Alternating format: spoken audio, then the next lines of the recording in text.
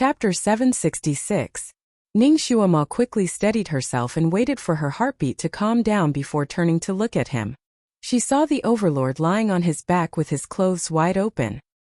His forehead was full of sweat, but his face was pale. Cold? He spat out a word. Brother, that cloud bed could freeze a person into a lump of ice. Of course it was cold. A normal person like her wouldn't be able to stand it, let alone a seriously ill person like him. Looking at his body shivering, Ning Xuema forgot the awkwardness of the kiss and hurriedly went forward to carry him down from the cloud bed. She didn't have a place to put him down, but she couldn't put him on the ground. She saw a few cloud-like praying mats not far away, so she pulled them over with her legs and arranged them together. Then she put him on the praying mats. When she lowered her head and saw his clothes were wide open, her heart skipped a beat. She quickly gathered his clothes and wrapped them tightly around him again. The Almighty looked like a real Almighty when his clothes were tightly buttoned up. His current appearance didn't feel like him at all.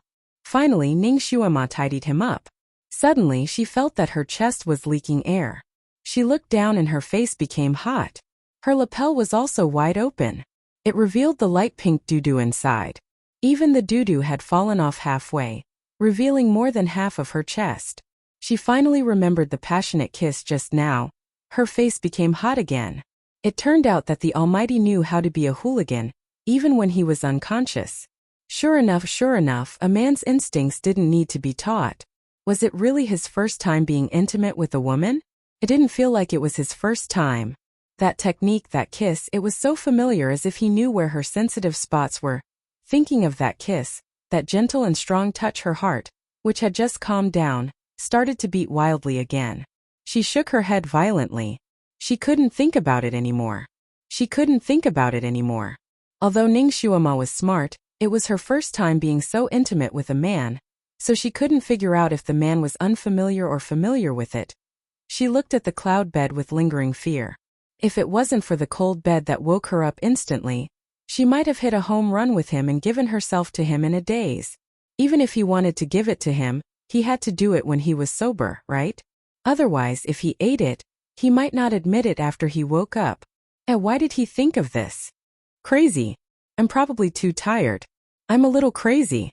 His imagination was wild and unconstrained, and his imagination ran wild. She patted her head and looked at her image. She couldn't help but want to rub her forehead. Too open. She was simply too open right now. If someone were to see this, they might even label her as a slut. If he saw it when he was awake, she was afraid that he would say that she was frivolous again. Damn it. Why did she think of him again? Ning Xuema hurriedly dressed herself up and put on the doo-doo again. She was still not used to wearing it, and she always felt that it was not as comfortable as underwear. However, she only had this set of clothes now, so she could only make do with it. She buttoned her clothes tightly to make herself look like a well-behaved lady. After confirming that there was nothing wrong with her body, she let out a long sigh of relief. When she turned back to look at Dizun, she couldn't help but moan. Oh my God. He had a high fever again. Xuema touched his forehead and felt that he was about to spontaneously combust from the heat. Chapter 767.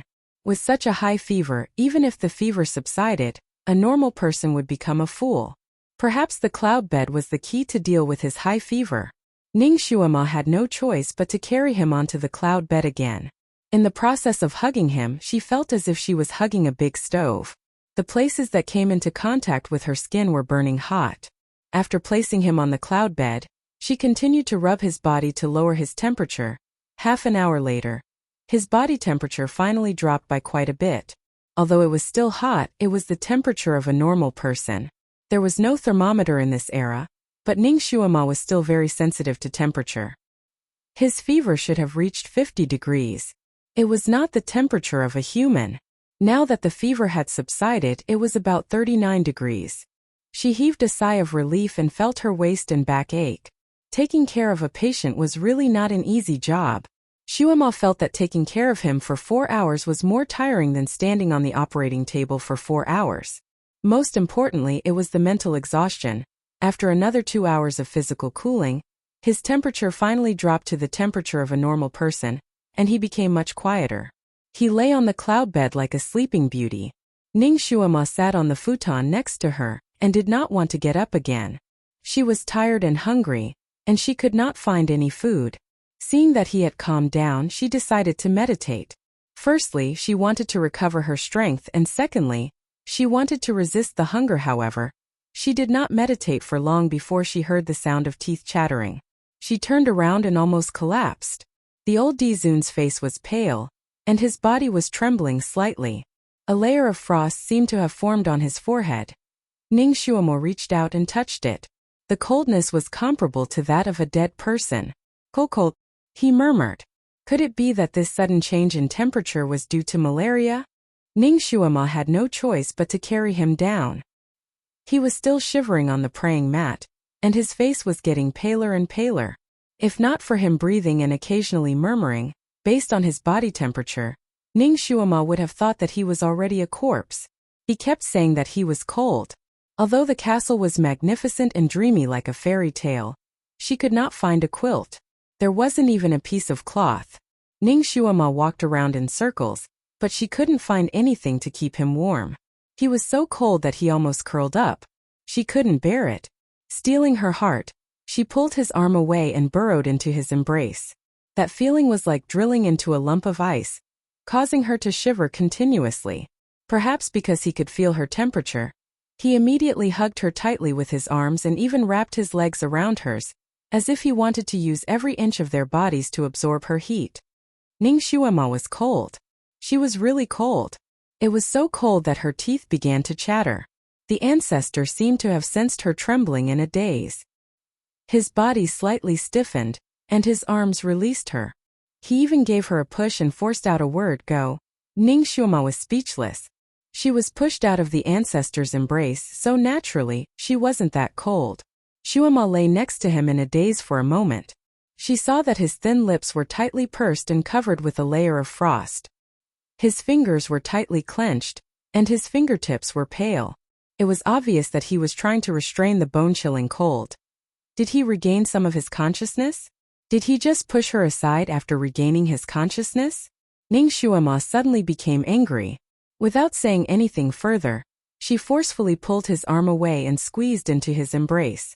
She used her arms to hug his waist and wrapped her legs around his legs. She fiercely said, "You better behave yourself." Chapter 768. The Dizun Emperor's body stiffened. Her body was really warm, like a warm little stove. The Dizun Emperor, who felt like he had fallen into an ice cave, couldn't help but desperately want to hug her tightly. But he couldn't. His body was so cold, if he touched her too much, he would freeze her. Her body was still too weak right now. Although he desperately wanted her to take the initiative to hug him, he couldn't. He forced himself to hold on to his last bit of consciousness, and a faint white light burst out from his body. Ning Shuama was bounced out by his protective barrier and rolled to the side. She shivered and jumped up, looking at him who was curled up in the white light. At this time he was still rejecting her? More and more white frost appeared on his body, gradually covering his whole body. This made Ning Shuama inexplicably panic. She wanted to rush over, but she couldn't break through his protective barrier. Shuamo remembered that when he was surrounded by the pack of wolves, he also had a protective barrier around his body. So many wolves were unable to bite through it, but when she went to his side to hug him, his protective barrier automatically disappeared, so she didn't feel any obstruction at all. Now that his protective barrier had been released, it prevented anyone from approaching.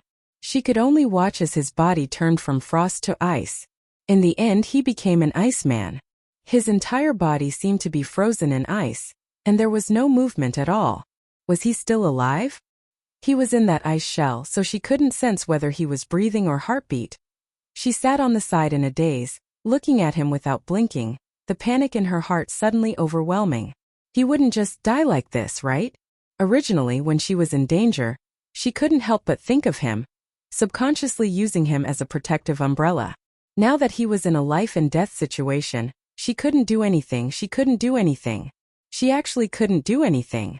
She clenched her fingers tightly, once again hating her own weakness, once again hating her own powerlessness. She touched his protective barrier again. That layer of faint white light was still there. She didn't dare to break it, for fear of increasing his burden. With this barrier he should be alive, right? After all, he wasn't a mortal but a great god. If others were frozen in this ice shell, they would most likely die. He shouldn't. Could it be that those ghost-faced trees were his nemesis? They could easily injure him. Otherwise, how could he be so weak? Ning Xuema sat in the same place, puzzled. But no one could answer the question in her heart. She could only guard him, protect him. She contacted Kiran and asked if it had found a way out. Kiran's answer was that it was looking. This meant that it wasn't easy to get out of the dark forest. She wanted to let Kiran go to find someone to report, but her hope's his hope. As time passed, the sky above his head gradually darkened. Stars appeared one by one and gradually covered the entire sky. They twinkled like diamonds scattered all over the sky. The stars was Hope Eyes. The luminous pearl in the hall that looked like a small moon gradually lit up. The floor clearly reflected the shadows of the stars in the sky, as if it was another starry sky. The starry sky above and below reflected each other. This scene could not be described with just one word. This scenery was originally a beautiful scenery. But as Ning Xuema sat there, she felt an indescribable loneliness and desolation. Just like how there was no signal in the mountainous area, there was no signal in the directed audio talisman here either. She was hungry and tired. Originally, she wanted to keep staring at the ancestor, but she fell asleep in a daze. She dreamt of a dream. Green hills and clear waters. High and low mountain peaks were scattered all around in picturesque disorder. Ning Xuema walked among them, and her heart was a little absent-minded. She did not know why she was here. In front of her, there was a clump of waist-high grass that made a low panting sound. Ning Xuema curiously walked over, and when she saw what was inside, she was stunned. Nestled inside was a snow-white furball that was half stained with blood. It was a little fox with 8 long furry tails behind it. Chapter 770. 8-Tailed Fox. And it was a very beautiful 8-tailed fox. The fur on its body was like it was made of snow. It was very bright. The only regret was that there was a wound on its back that was so deep that one could see the bone. Fresh blood flowed all over its body.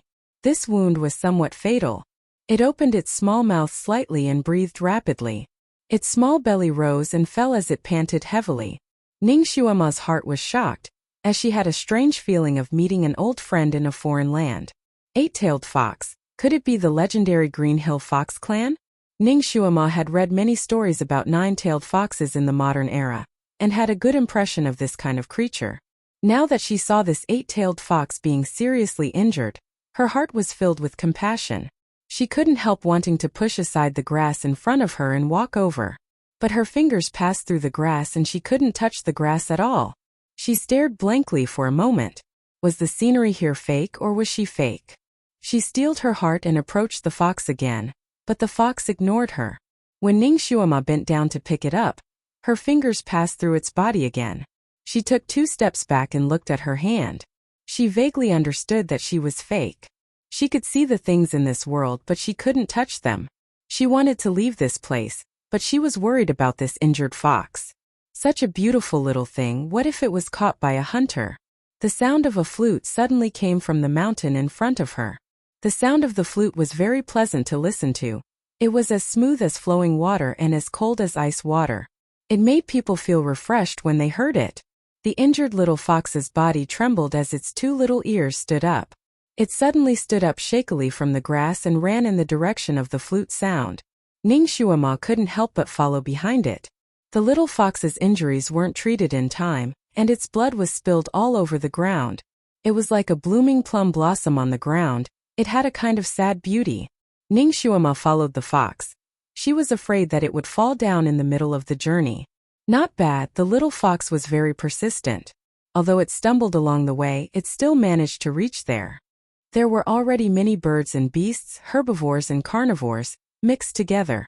They were all staring in the same direction, and each of them had an intoxicated expression on their faces. Ning Xuema also looked in the direction they were staring at, and her heart skipped a beat. A venerable sovereign? A white-clothed man was sitting on top of a strange mountain peak. His white clothes were like flowing clouds in the sky. His body was like the snow on the peak of the mountain, and his hair was like a waterfall. He was cold and indifferent like a god overlooking all living things. He didn't seem to be wearing a mask, but Ning Xuema couldn't see his face clearly even though she tried her best. It must have been separated by some kind of spell. The man was playing a jade flute in his hand. The heavenly wind lifted his sleeves, making them flutter like a butterfly spreading its wings. The man's expression was focused, as if he didn't care about anything. The sound of his flute caused hundreds of birds to circle in the sky and the beasts to sway on the ground, as if they were dancing to the sound of his flute. When the song ended, the man slowly stood up. It was obvious that he did not want to play anymore. Only then did the birds and beasts reluctantly disperse. The little fox seemed to have specially come to listen to the song. When the man in white finished playing, it also wanted to turn around and leave. But it had lost too much blood. As soon as it turned around, it staggered and fell down. The little fox whimpered twice and struggled a few times on the ground. It wanted to get up, but it didn't succeed. Chapter 771. A white robe appeared in front of Ning Xuema's eyes. She didn't know when the man had come down from the mountain and was walking towards the little fox. Her heart couldn't help but jump. The man would extend a helping hand to the little fox, right? After all, the little fox had suffered such a serious injury and still came to listen to his music.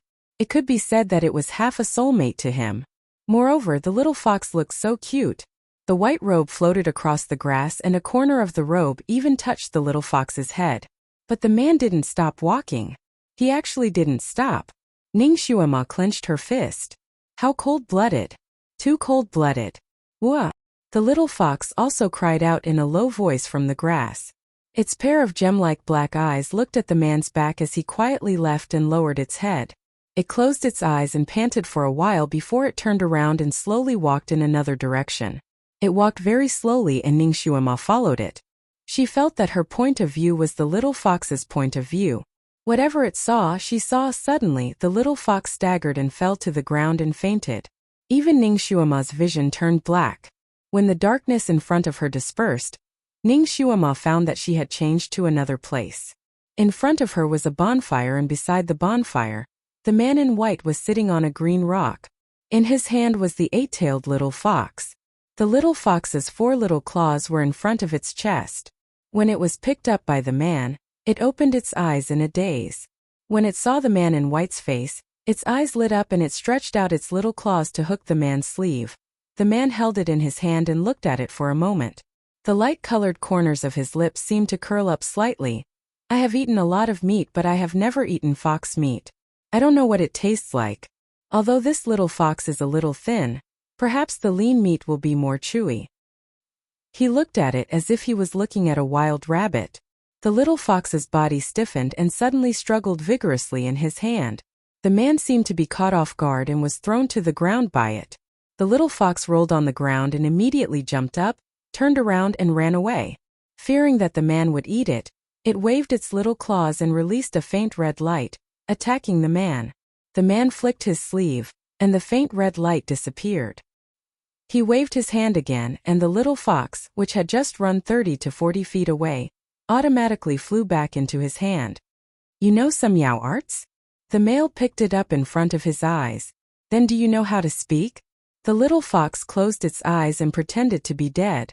Looks like it hasn't gained sentience yet. I can finally eat fox meat. The man's voice was faint, but it was as if he had just sentenced the little fox to death. The man stretched out his hand, and a gleaming blade appeared in his palm. He gestured at the little fox's body, as if he was looking for a place to place the blade. The little fox was finally scared. She suddenly opened her mouth and said, "Fox meat isn't tasty, it's sour." Her voice was tender and tender, with a hint of a child's voice. The man seemed a little regretful, but he was still unmoved. The meat is sour, but the fur is not bad. Perhaps I can peel off this skin to make a sleeve. Was it going to be skinned? The little fox's body stiffened again. Seeing the blade in the man's hand waving in front of it, the little fox suddenly raised its little claws and slashed at its own body. Chapter 772. Its claws were as sharp as knives. If it really scratched its body, There would definitely be several cuts on its fur. The man seemed to have guessed the little fox's thoughts. He raised his finger and pressed down on its little claws. Self-mutilation. The little fox couldn't move anymore. It stared at the man in front of it, and its beautiful eyes finally became misty. My fur isn't perfect anymore. There are a few holes in it. I can't make a sleeve, and it won't look good even if I make one. Oh, that's true. The man's gaze fell on its body. There was indeed a large tear on its left side, and blood was still seeping out. You've been injured for 2 hours, right? Since you've gained sentience, why don't you heal yourself? The man's voice sounded slightly displeased. The little fox said, I'm seriously injured. I can't transform, so I can't heal myself. There seemed to be a glimmer of hope in its eyes. My fur is broken, so it's no longer perfect. You won't skin me anymore, right? I really don't like things with imperfections. The man's voice sounded regretful. Then I won't skin you. The little fox's eyes lit up. It struggled in his hands. Then put me down. Sure enough, the man placed it on the bluestone, but he had no intention of letting it go. He took out a crimson medicine bottle from somewhere and slowly applied the medicine to it while saying, I can cure you now. When all the fur is as smooth as before, I'll peel it off. The little fox froze. Even Ning Shuama, who was standing at the side, couldn't help but burst out laughing. She could already tell that the man was teasing the little fox. The little fox's eyes were watery, and its little mouth was tightly pursed. It seemed like it didn't know what to say. The man was very skilled at healing, and the medicine was also very effective. Almost at the same time, the wound stopped bleeding. He took out a roll of bandages from nowhere and wrapped the little fox's wound tightly. When he put it on the ground, the little fox almost couldn't run anymore. Its hind legs were also bandaged. It probably thought that it wouldn't be in danger for the time being, so it simply lay down beside the man and stared blankly at the crackling bonfire. The man ignored it. With a flick of his wrist, a guqin appeared on his knees, and he began to play. The little fox's eyes lit up as she stared at his zither. She didn't even blink as she watched his fingers play the zither. The sound of the zither was unprecedentedly beautiful. The beautiful sound of the zither gradually summoned hundreds of birds and beasts. Ning Shuama was also somewhat entranced. This man's musical talent was extremely high. Regardless of whether it was the flute or the zither, he could play them to perfection. It was definitely not an exaggeration to say that he would be remembered for 3 days. After an unknown amount of time, the sound of the zither finally stopped, and the birds and beasts reluctantly dispersed. The little fox also stood up reluctantly. It had been so engrossed in listening and learning that it had forgotten about its injuries. Only now did it realize that the bandages on its body had disappeared, and its injuries were completely healed. Its fur was smooth, and the deep lacerations left no scars. It was overjoyed. It looked at the white-clothed man and said sincerely, "Thank you." The man in white looked at it and said casually, "Well, I think it's time to peel off its skin and make sleeves." The little fox instantly jumped back 3 feet and looked at him warily. Chapter 773. The little fox was afraid that he would catch it. No, the injury looks better, but there are still traces left. After all, it was damaged once. I never do business that loses money, so I can't waste the elixir to save you. The man in white looked down at it. Unless you can think of a way to repay me. The little fox looked at the bonfire next to it and then looked at him. Finally, it thought of a compromise. Benefactor must be hungry. I can catch a few musk rabbits for you. Their meat is very delicious when roasted. The man was easy to talk to. He nodded slightly and agreed to its condition. The little fox was overjoyed and immediately ran to catch the rabbits. It was good at catching rabbits and soon caught 2 of them. It dragged them in front of the man and let out a sigh of relief. "Okay, I'm here to catch rabbits. I'm a man of my word. Can we go now?" The man looked at it. "When did I say that you can leave after catching the rabbits?" The little fox was stunned. It tilted its head to think and found that the man really didn't say anything. It could only accept its fate and looked at him cautiously. "Then what do you want to let me go? Roast them and let me see your skills." But I don't know how to." The little fox was a little embarrassed. "You've gained intelligence. Are you going to eat raw meat and drink blood?" The man glanced at the two rabbits and then looked at it. Don't tell me you want to become like them? The little fox shivered and could only accept its fate and help him cook the rabbits. Its original fox form was inconvenient, so it thought for a while and finally changed into its human form.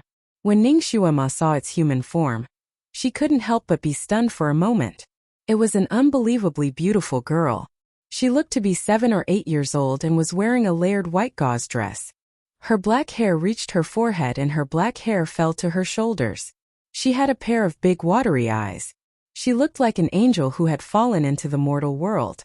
What made Ningxuama stunned was not how beautiful she was, but that this girl's appearance was 80 to 90% similar to her appearance when she was a child. When she was a child in the modern world, her parents took her to take many artistic photos with makeup. When she was 8 or 9 years old, she wore a snow-white princess dress and took a set of artistic photos. Her appearance in the photos was almost identical to the girl in front of her. Ningxuama realized that she was in a dream. But why did the little 8-tailed fox in her dream look so much like her? Could it be that because this was her dream he automatically assumed the role? She was a little puzzled, but she couldn't find an answer at the moment. The girl wasn't lying. She really didn't know how to cook rabbits. Her method of skinning rabbits was very clumsy. After a long time, she still hadn't managed to skin a single rabbit. The man coldly watched from the side. Finally, he seemed to have lost his patience. He raised his hand and lifted the rabbit from her hand. With a twist of his finger, the rabbit was completely skinned. The little girl shuddered and cautiously took 2 steps back, afraid that she would be skinned like the rabbit. The man did not touch the rabbit with his own hands, nor did he use a knife. He only used the white light from his fingertips to envelop the rabbit and spin it around twice. Then the rabbit was cleaned up. It was enough to make the little girl envious. A moment later, the 2 rabbits were skewered on the tree branches and roasted over the fire. Soon the rabbit meat turned golden. It looked delicious and the skin was covered in oil. Chapter 774. The little girl watched from the side and swallowed her saliva. She watched as the man took down a roasted rabbit from the branch. She couldn't help but go over and squat by his feet. She pulled one of his sleeves and asked, "Can I hunt 2 more rabbits in exchange for a rabbit leg?" "1 leg is enough." Her eyes shone brightly under the bonfire. The man looked down at the little hand that was holding his sleeve and waved it away without batting an eyelid. The little girl's eyes dimmed and she took 2 steps back. "Can I go now?" The man glanced at her and said lightly, "Wait a little longer." The little girl knew that she was no match for him, so she didn't play any tricks. She watched as the man finished eating the 2 rabbits, leaving only a rabbit leg. The man stopped eating. He held the rabbit leg in his hand and glanced at the little girl. The little girl was probably starving. She swallowed a mouthful of saliva and stared at the rabbit leg. However, she couldn't bring herself to ask for it again. The man tossed the rabbit leg in his palm. "Do you want to eat it?" The little girl paused for a moment. She was probably stubborn. She pursed her lips and said, "No." Her stomach growled. The man's eyes flashed. He suddenly patted his sleeve and a furry mink came out. The mink had 3 tails and it stared at the rabbit leg as soon as it came out. The man threw the rabbit leg in the air between the little mink and the little girl. The little girl was stunned. The rabbit leg was very close to her. She could almost reach it with her hand, but her pride didn't allow her to do so. The little mink didn't care about this. It jumped in the air and bit the rabbit leg. It held it with its 2 front paws and ate it happily. The little girl was speechless. Her little face was red and her big eyes were misty. At this moment, Ningxuama unexpectedly read her grievances. She was obviously hungry. She was the one who hunted the rabbit, but now the mink took advantage of it. The little girl suddenly turned around and ran away. She didn't want to talk to this man anymore. She would never listen to him play the zither or the flute again. She suddenly tripped and rolled on the ground. A white light flashed and she was forced to turn back into a little fox. The man flicked his sleeve, and its body flew back, landing not far from the mink. The mink proudly looked at it before lowering its head to continue gnawing on the rabbit leg. The little fox could only watch helplessly. The man didn't even look at it as he said indifferently, "Remember, there are some things that you have to fight for with your life. If you don't fight for it, what originally belonged to you will be snatched away by others." The little fox was originally looking at him angrily, but when she heard his words she was stunned. Her eyes seemed to flash with light. The man leisurely stood up, his sleeves fluttering as he left in a carefree manner. He didn't even want that mink anymore. The mink was also stunned for a moment before it suddenly ran towards the man while squeaking, as if it was unwilling to be abandoned like this. It finally caught up to the man with great difficulty and desperately jumped towards him. But just as it jumped, it seemed to be blocked by something. Before it could even touch the man's clothes, it fell down. The mink was unwilling to give up. It pounced again and again, but it was blocked again and again. Finally, it gave up and stood there crying out in grief. Chapter 775. The little fox stood there for a while, looking at his back, and suddenly shouted, "I will fight for what I deserve. I will not give it to anyone else." The man did not even turn back. The little fox shouted again, "My name is Momo." Emo as in stranger. Ning Shuema's heart suddenly trembled. Momo. Even the name was the same as hers. Her childhood nickname was Momo as well. While she was in a daze, the scene in front of her had changed, and this change was like a fast shot. She saw the little fox come to the place where the man was playing the zither and flute several times, as if it wanted to wait for the man to come again. But every time it went, the man did not come again. Maybe he was just passing by and saw the beautiful scenery, so he stayed for a few days. After a few days he really left. The little fox finally stopped running to the mountain. It returned to its human form and practiced the zither with all its might every day, cultivating martial arts with all its might. Through the fast-forwarded scenes, Ning Shuema saw that she had fought with many people, and learned her lesson from her repeated defeats. She also learned how to fight, how to use all kinds of methods to fight for everything. She knew how to act cute, she knew how to fake cry when she should make a move, she did it without hesitation. She learned all kinds of robbing methods. Finally, the camera stopped at one of her zither practice, when a girl in red came to her door. When Ning Shuema saw the red-clothed girl's appearance, she was shocked. The girl in red looked exactly the same as the white-clothed Momo. The only difference was that one was in red and the other was in white. The red-clothed girl's eyes were even more ferocious than Momo's, and there was a faint black mist around her. The girl in red shouted at the white-clothed Momo, "Shueyemo, you still haven't given up. You are not as good as me. You don't have the right. You want to win against me? Take the position of the devil ancestor's daughter?" The white-clothed Shueyemo looked at her with a tilted head, fingers playing the zither, and smiled. "We are twins, what right do we have? The daughters of the devil ancestor have always been twins. We will use our own methods to win the position of the devil ancestor's daughter, and use our own methods to win the black wave zither." At this time she was already 12 or 13 years old. Her smile was so beautiful that it could topple cities. She looked sweet and cute. The fiend ancestor's princess can only be inherited by red-dressed people. Yet you are dressed in white. There is no need for a competition. You are not qualified. The red-dressed girl was furious. Shueyemo slowly stood up. As she did so, her white robes turned red, dazzling and eye-catching. The girl in red was shocked and stared at her. How could this be? Suddenly he seemed to realize something. "You used the skin-changing technique. You actually used the skin-changing technique." Shueyemo's fingers fiddled with the zither strings. So what? There was no lack of white-robed successors in the past demon grandmasters as long as they were willing to endure the pain and use the skin-changing technique. "Shui Tong, I originally didn't want to compete with you for the position of the first wife's princess. It was you who plotted against me first." The name of the red-clothed girl who came later was Shui Tu. Her charming face alternated between green and white. After a while she gnashed her teeth and said, "I only hate that I didn't kill you back then. I shouldn't have shown you mercy." Shueyemo's beautiful eyes narrowed slightly. "Showing mercy to your enemy is being cruel to yourself. Shui Tong, you taught me this principle. Also, you don't need to sell me this favor. You didn't show mercy to me back then. You just didn't expect me to be able to escape with my life. You didn't expect me to be able to survive with my injuries to that extent." Chapter 776.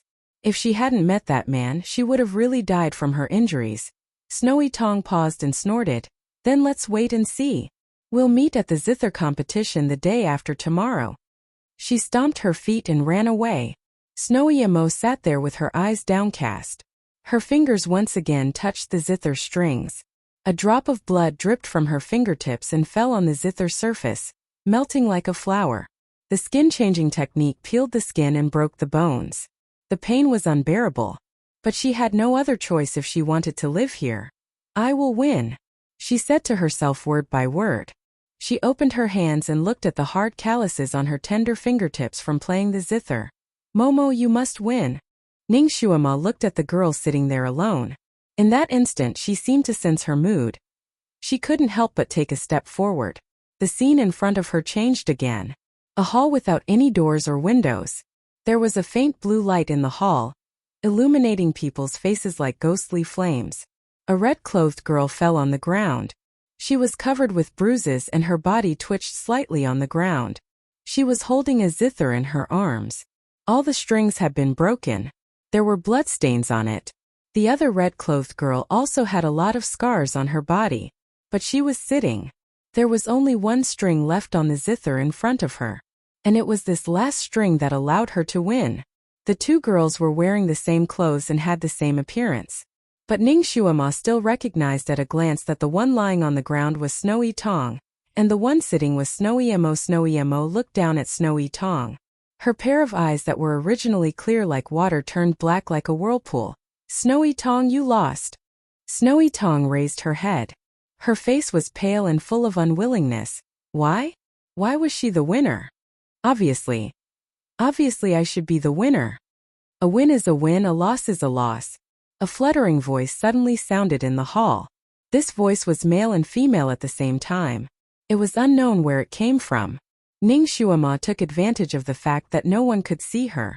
She quickly turned around in the hall, but she still couldn't find the person who was speaking. Snowy Emo knelt down. Lord Devil Ancestor. The snow-robed talisman began to tremble as he hissed, Lord Devil Ancestor, give us another chance.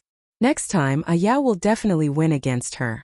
Before she could finish her sentence, a gust of wind blew in the hall.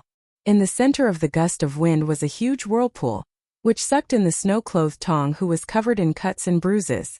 In the blink of an eye, she disappeared without a trace. From the whirlpool came the snow-robed talisman's blood-curdling screams, which made people feel cold all over. Snowy Emo lay on the ground, doing her utmost to control her body from trembling. Mo, you still went easy on her. The voice sounded again. You should kill her. It would be best if you cut off her head. Shui Mo pursed her lips, still kneeling on the ground. Finally she asked why? She and I are twin sisters, so why must one of us die? This was what she couldn't understand the most. Why? The voice repeated softly and laughed. Silly child, because there can only be one fiend ancestor. The fiend ancestor's children have always been twins. The strong will inherit the fiend ancestor's position, and the weak will only have one word: death. That's why Asi tried so hard to scheme against you. That's why she tried to kill you again and again. I thought she would win because she was more ruthless than you. I didn't expect you to win. And you even let her live. Snowy Emo, Snowy Tong, haha, when combined they were strangers. They were destined to be strangers. Chapter 777. It's really beyond my expectations. However, your zither skills are indeed much better than Ayao's. I'm very pleased. What about her? Shui Emo couldn't help but ask. A loser. Why do you care where she went? The voice became cold. Yes. Shui Emo replied. Emo, remember, as a devil the most taboo is affection. Whether it's family, friendship, or love. You must abandon them all. Emo will remember. You still lack tempering my successor. Shui Emo's fingers clenched tightly in her sleeves. Lord Devil Ancestor, Emo still doesn't understand. Since Ayao and I will become enemies sooner or later, why did you make us love each other so much when we were children? Lord Devil Ancestor also said that Ayao and Emo must advance and retreat together, live and die together. Her lips were about to turn white. Since they were destined to be life and death enemies, why did you make them so close when they were children, so close that they were like one person?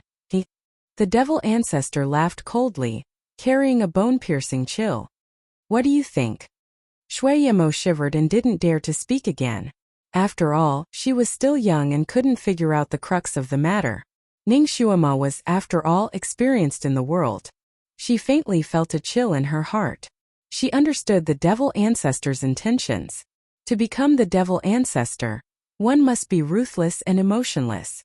The more Shui Yemo and Shui Yemo loved each other when they were young, the greater the psychological impact when they became enemies when they grew up would be, and the easier it would be to temper their demonic nature. Remember, no one in this world can be trusted. No one can make you pity them. This Lord will pass on half of my demonic power to you. Practice this black wave zither well. This Lord will wait for the day when you can go into battle alone to kill enemies. The black wave zither needs you to feed it with human blood. An orchid zither appeared at Shui Yemo's feet. It faintly emitted a light luster, beautiful and evil. Shui Yemo slowly reached out and hugged the zither, replying with a single word, yes. The scene quickly changed again. Ning Shuama saw Shui Yemo practicing the zither every day. The blood on his fingers blistered and broke, dripping with blood from time to time. She finally sat in a blood-red carriage, but she was sitting in the middle of the carriage, and there was another person sitting in the middle of the carriage. The blood-red chariot was protected in the middle by a dense mass of demon soldiers. They were fighting with what seemed to be people from the immortal world. Blood flowed like a river, and white bones were scattered.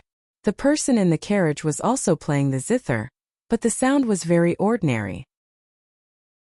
The one who had truly released the killing sound and used the sound waves to kill was Snowy Immortal, who was sitting in the mezzanine. The people in the carriage would change from time to time, but Shui Yemo, who was in the compartment, couldn't be changed. She was the only one. Every note was a killing weapon, and every note would slit the opponent's throat. The black wave zither was like the scythe of the Grim Reaper, reaping countless lives on the battlefield. As for Shui Yemo, she had gone from vomiting when she first went to the battlefield, to being numb, and then to talking and laughing while killing. The frequent killings turned the once naive girl into a beautiful little devil. Her zither skills became better and better, and the number of people she killed also increased. Not only did she have to deal with people from the immortal world on the battlefield, she also had to deal with wave after wave of assassinations in the demon world. Those who came to assassinate her included her former good friends, her former loyal subordinates, and even her maids. Chapter 778. Shui Yemo still loved to smile. Her smile was as sweet as honey, but her actions were as vicious as a demon's. Countless people had died under her zither, and she didn't care about them anymore. However, every time she killed someone, she would wash her hands over and over again. Her fingers would slowly become as tender as spring onions. After washing her hands, she would stretch out her fingers and look at them in front of her eyes. I don't want to kill people, she murmured, her expression somewhat disgusted. Then she laughed again. But I want to live. Her beautiful eyes flashed with a touch of coldness, so it's better for me to kill people. As she killed more and more people, her red clothes became redder and redder. She began to like bright colors and luxurious decorations. All the furnishings in her boudoir were extremely luxurious, shining everywhere. She was so dazzling that it made people dizzy. However, in her boudoir, there was often a vase of plain wildflowers. Those flowers were unremarkable. The flowers were small and light in color, like something that grew randomly on the roadside. She often sat alone in front of the flowers, hugging her knees, looking at the flowers for half an hour. Occasionally, he would laugh and say, "Can you still recognize me when you see me now?" Ning Shuama didn't pay attention to the wildflowers at first, but after hearing her words, her heart was moved. She finally remembered that the wildflowers were from that mountain, and that they had once swayed under the feet of that man in white who played the zither. Ning Shuama clenched her fingers. She strangely understood this girl's mentality. At that time, that man had taught her to fight for her own things. Now, not only had she learned to fight for it, she had also learned to plunder in her dark life. That brief moment of contact with that man in white had become the only pure land in her heart. Time passed by, one battle after another. The red clothes of that girl in white had become more and more vivid under the tempering of blood and fire.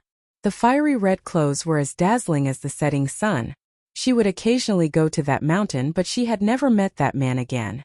But one time, She accidentally saved a white-clothed youth who had been betrayed by his family and was being chased by his entire clan. Actually, she was too lazy to meddle in other people's business, but the young man's white clothes attracted her. His picturesque face attracted her, making her violate the devil's principles and save him. Ning Xuema felt like she was watching a thrilling blockbuster movie. In the blockbuster movie there was a rain of blood. Gratitude and resentment made her heart rise and fall. The scenes changed very quickly, like fragments of memories, flashing by rapidly and disappearing into the distance. Ning Xuema was originally engrossed in watching, but when she saw the face of the boy who had been saved, she shuddered violently.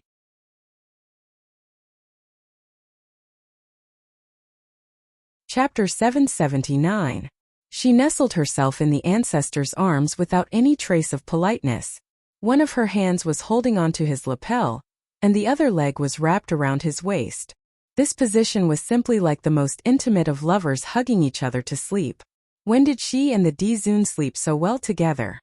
Ning Xuema's face turned red, and she hurriedly stepped back. There was no obstruction on all sides of the bed, and she retreated too quickly, so she almost fell from the other side. "Be careful," he said faintly. He stretched out his hand and pulled her back. Are you okay?" Ning Xuema almost fell into his arms again after being pulled by his hand. She hurriedly used the weight of 1,000 pounds to stabilize her body in place. The Dizun looked at her without saying anything. He never answered other people's nonsense. Now that he was able to lie by her side and not in that ice shell, he naturally recovered. Although he hadn't completely recovered, he could move freely. His gaze was too deep, and Ning Xuema's scalp went numb from his gaze. She coughed and wanted to turn over and sit up. A hand was placed on her shoulder. "Lie down with this king for a while." Although he didn't use any strength, Ning Xuema couldn't break free if she didn't struggle vigorously. At this time, struggling vigorously was too artificial. Therefore, Ning Xuema had no choice but to no longer get up, but she quietly moved away slightly. She really felt a little pressured to sleep in the same bed as the Dizun, especially on a night like this when she was covered with a blanket. The Dizun naturally noticed her small movements, but he didn't say anything. His eyes darkened slightly, but he didn't do anything else. He turned over and lay down, looking up at the vast sky above his head, and sighed softly. Rongyue Tianlan had said that when a girl rejected you, you must remember to be impulsive and impulsive, so as to not scare the other party away. You must plan slowly. The Dizun had never lacked patience. He could wait. In any case, she was now in his bed, beside him. Ning Xuema saw him like this and secretly sighed in relief. She didn't want to be too intimate with him right now because she didn't know her own feelings. She had already calmly examined his complexion just now. He was no longer so pale and his breathing was even. He should be fine. She put down her worries and lay down. The stars were bright and reflected in her eyes. From where she was, she could see the stars twinkling in the sky. Ning Xuema's body was covered with a cloud quilt, and the quilt was as soft as a cloud. There were large and small clouds around her body.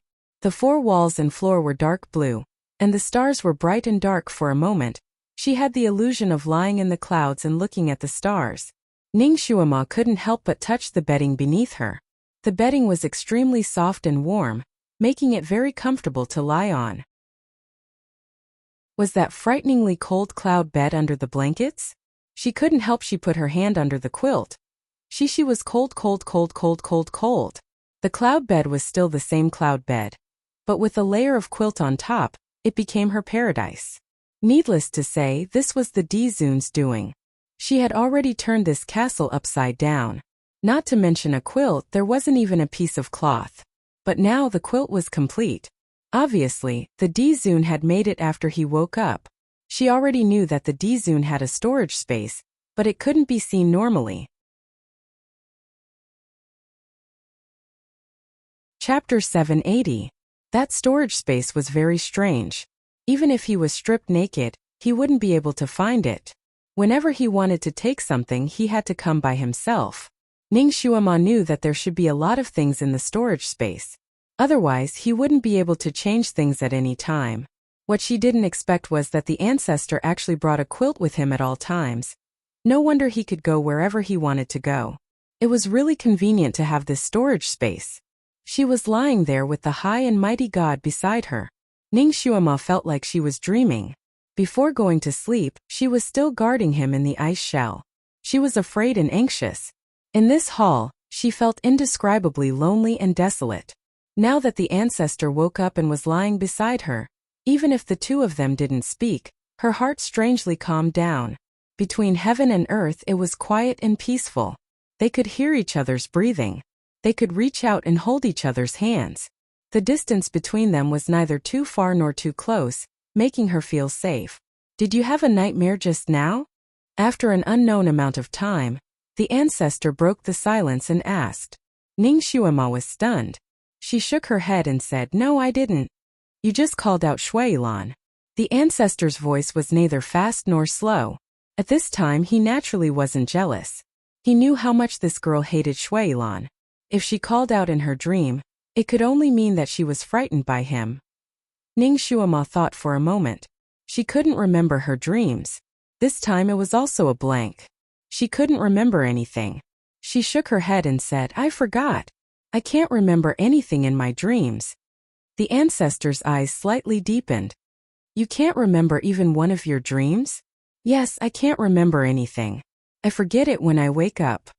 Ning Xuema answered casually. She had been like this since she was a child. She was already used to it. The ancestor didn't speak again. His hand was on her wrist. It was normal for people to not remember most of their dreams. However, they would occasionally remember a few. It was rare to see someone like Ning Xuema who couldn't remember a single one. Could it be that there was something wrong with her soul? The moment he placed his hand on her wrist, he suddenly remembered that he had lost a great deal of his power, so he didn't have the power to examine her soul. Her wrist was delicate and smooth. The ancestor originally wanted to withdraw his hand, but at this time he didn't want to. He just held her hand and didn't say anything. At first, Ning Xuema thought that he was checking her pulse and had physical contact with him. Although she still felt a little strange in her heart, she still obediently let him hold her. Later, she saw that after he finished checking her pulse, he did not leave. Instead, he held her hand without moving or speaking. His palm was dry and warm. It was obviously the temperature of a normal person, but Ning Xuema felt a little hot for no reason, making her body heat up for no reason. She wanted to withdraw her hand, but the ancestor held her hand tightly. He wouldn't let go, so she couldn't withdraw her hand. Forget it, it was just a handshake. She didn't need to care about it. Although she thought so, she was still a little nervous and the two of them were a little quiet. Ning Xuema slightly closed her eyes and raised her head to look at the starry sky. Such a good night always made people's hearts soften. Ancestor. She opened her mouth to break the silence. "Are you still calling me ancestor?" The ancestor asked her. His eyes were slightly shining. Under the starlight, his picturesque eyebrows were as handsome as a celestial being. Ning Xuema paused. She knew that she couldn't escape. Han. Great God Han. Since the other party was determined to expose her identity, it was useless for her to escape. Chapter 781. When did you recognize me? Well, not too long ago. In fact, Ning Xuema and he had not known each other for long. This girl was still so slippery. Since you recognized me, why didn't you say so? The Dizun pressed. Was there a need to say it? She was just a small shrimp in Jianghu who blindly exposed the great god's disguise. She was afraid that the great god would kill her. Xuema knew that the Dizun treated her well, and seemed to treat her differently. However, he hid his identity, which meant that it was not time for her to recklessly expose him. Moreover, she was only his concubine in name. She did not want to be nosy. Whatever he wanted to play, she would accompany him to deal with various identities. Of course, this could not be said truthfully, so Ning Xuema just smiled and did not speak. The Dizun seemed to understand and sighed softly. Xuema, have you always been so guarded against people? Ning Xuema lowered her eyes. In fact, she also knew that her guard was very heavy, and it was very difficult for her to trust people. She thought that this was an instinct trained as a secret agent, but now that she thought about it, It also seemed to be a problem. She did not want to continue this topic. The Dizun you, Jolie, the Dizun said faintly. Ah. Ning Shuema did not understand. Shinjuli my name. The Dizun said word by word, still holding her hand. You can call my name when there is no one around. Ning Shuema's heart suddenly jumped. She had long guessed that the Dizun should have a real name. However, it seemed that no one on this continent knew. She did not expect that he would say it at this time. Her heart warmed. Shenjuli, this name was really noble and suited his identity. However, in this world was there anyone with the surname Shen? The Dizun now told her his real name. Did he mean to open his heart to her? Her heart suddenly beat wildly. Shenjuli had been holding Ning Shuema's hand, and his thumb was also on her pulse. Naturally, he could feel her heart beating wildly. In the blue night, his eyes were shining like stars, and there seemed to be a flash of a smile. Are you nervous? His body leaned towards Shuema, his eyes shining as he looked at her. Dizun was very close to her, so close that Ning Shuema could hear his steady heartbeat. Ning Shuema was somewhat flustered. Tonight, Dizun seemed to be taking advantage of his victory to pursue something, not giving her a chance to escape or take a breather. She coughed. Dizun, Julie. Shen Julie corrected her. Julie. Ning Shuema finally called out his name. She didn't know why, but when the name came out of her mouth, there was a faint pain in the depths of her heart, as if there was a thin string pulling there, making her eyes inexplicably warm. She cursed in her heart. Tonight was very evil. She seemed to be very emotional, not like her usual self at all. She calmed herself down and looked around. This place is so beautiful. However, it was not like the great god's taste at all. Ning Shuema did not dare to say the last sentence out loud. She was actually very curious. Dizun. She called out, but when she saw that his face was not good, she quickly changed her words. I will call you great god. I am more used to calling you that. She did not know why, but she was not willing to call him by his real name. Shinjili did not care. He just wanted to tell her his real name. As for whether she would call him by his real name, it was her business. What do you want to say? Shinjili twirled a strand of her hair and played with it. Obviously, he acquiesced to her name. Oh. Chapter 782. Ning Shuema finally heaved a sigh of relief. This is the place where you practice, right? You must come here often, right? It's very pleasing to the eye and very beautiful. Also, the spiritual energy here is very abundant. I don't come here often. Shenjuli's voice was faint. It's boring to be here alone. He was also afraid of boredom? Ning Shuema was very surprised. I heard that the most suitable places for meditation and cultivation are very quiet and remote places. Almighty, don't you choose such places for meditation? Logically speaking, this place was very suitable for cultivation, Shenjuli said. I practice in other places. How could the Almighty not choose such a beautiful place? Then your practice place must be very beautiful too, right? With the Almighty's personality, his practice place must be more poetic and picturesque. It's average. Shinjuli's words were always concise. He was not lying. His practice place was an ice cave. There was nothing in the ice cave except for an ice bed. I don't believe you.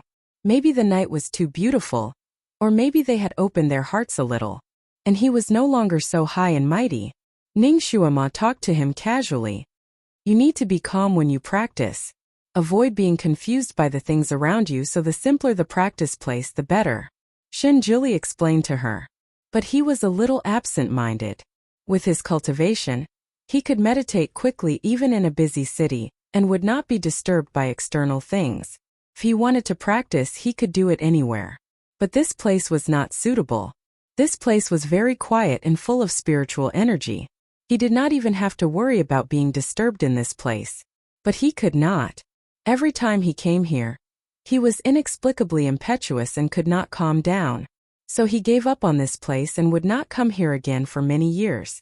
This time, if he did not accidentally fall into the dark forest and was seriously injured and in need of treatment, he would not come here. Ning Shuema actually understood his reasoning, but she was a little regretful. Even so, this place is so well built. It's a pity that you did not come here to practice. This place was not built by me. It had always existed. It has existed for at least 3,000 years. Shunjuli explained, I discovered this place by accident. Ning Xuema was surprised. She didn't expect that this place was actually left behind by an ancestor more than 3,000 years ago. She originally wanted to ask about the two sabers, but now it seemed that there was no need to ask. The ancestor probably didn't know either. Those jellyfish paths outside were created by Di Zun, right? It seemed that he was the only one who could walk, so it must have something to do with him. Shunjuli shook his head again. Everything here is from 3,000 years ago, including the jellyfish road. But why did they only allow you to leave? Ning Xuema blurted out. Good question.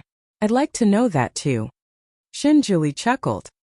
He did not smile easily, but when he smiled it was like a flower blooming in the night. Ning Xuema was dazzled by his smile. She quickly looked away and looked at the galaxy in the sky, then looked at the surrounding scenery.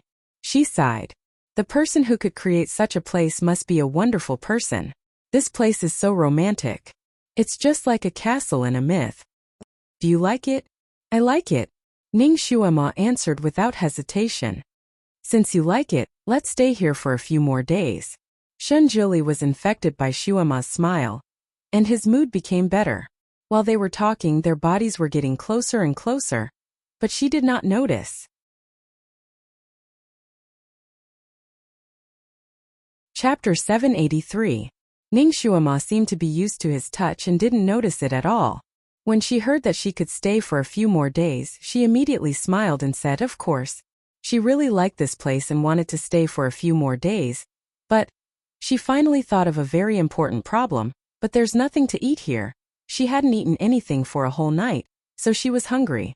As if it was a coincidence, her stomach immediately grumbled a few times. Although the sound wasn't very loud, Shunjuli, who was close by, also heard it.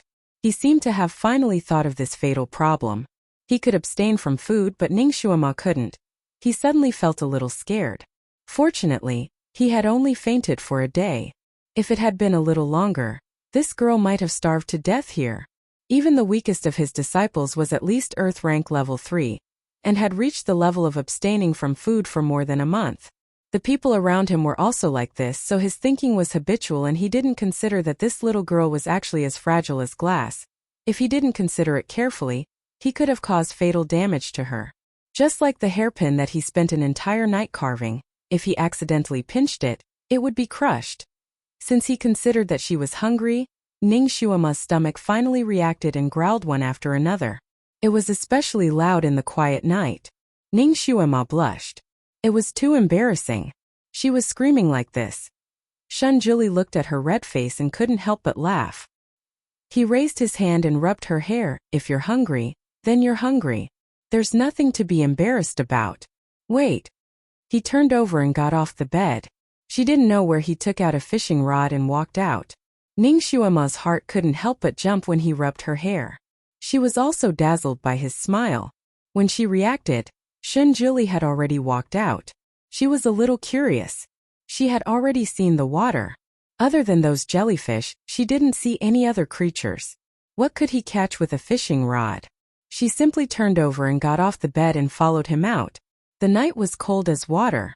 After all, it was early winter and this place was unusually cold. Ning Xuema didn't feel it when she was in bed, but once she walked out, she still felt a little uncomfortable and shivered. Wear it. Shunjuli was sitting cross-legged on a futon fishing. One end of the long fishing rod was in the water, and the other end was in his hand. As if sensing her approach, he casually tossed her a cloak. The cloak looked very thin, but it was very warm when wrapped around the body. Ning Xuema put it on without hesitation, walked to his side, and looked into the water. After all, it was nighttime and they couldn't see anything clearly. What's in the water? She was curious. Good stuff, he replied. Shunjuli motioned for her to sit next to him and warned her, be good and don't make any noise. That thing is afraid of noise. Ning Xuema looked at the praying mat that appeared beside him out of thin air. The Almighty's praying mat could really appear wherever he went. She inexplicably thought of Yi Qinghuan's collection. It seemed that there were 2 praying mats. The Almighty had too many praying mats. It seemed that he had a habit of throwing them everywhere. No wonder someone picked them up as a souvenir. A thought suddenly came to her mind. She remembered hearing Yi Qinghuan say that she used to cultivate in the dark forest. Dizun also came to the dark forest to see her. Did Dizun also bring Yi Qinghuan here? She wanted to ask the Almighty, but he said not to make any noise. Ning Shuama used her foot to push the praying mat. It was too close to him. If she sat on it, she would directly lean on him.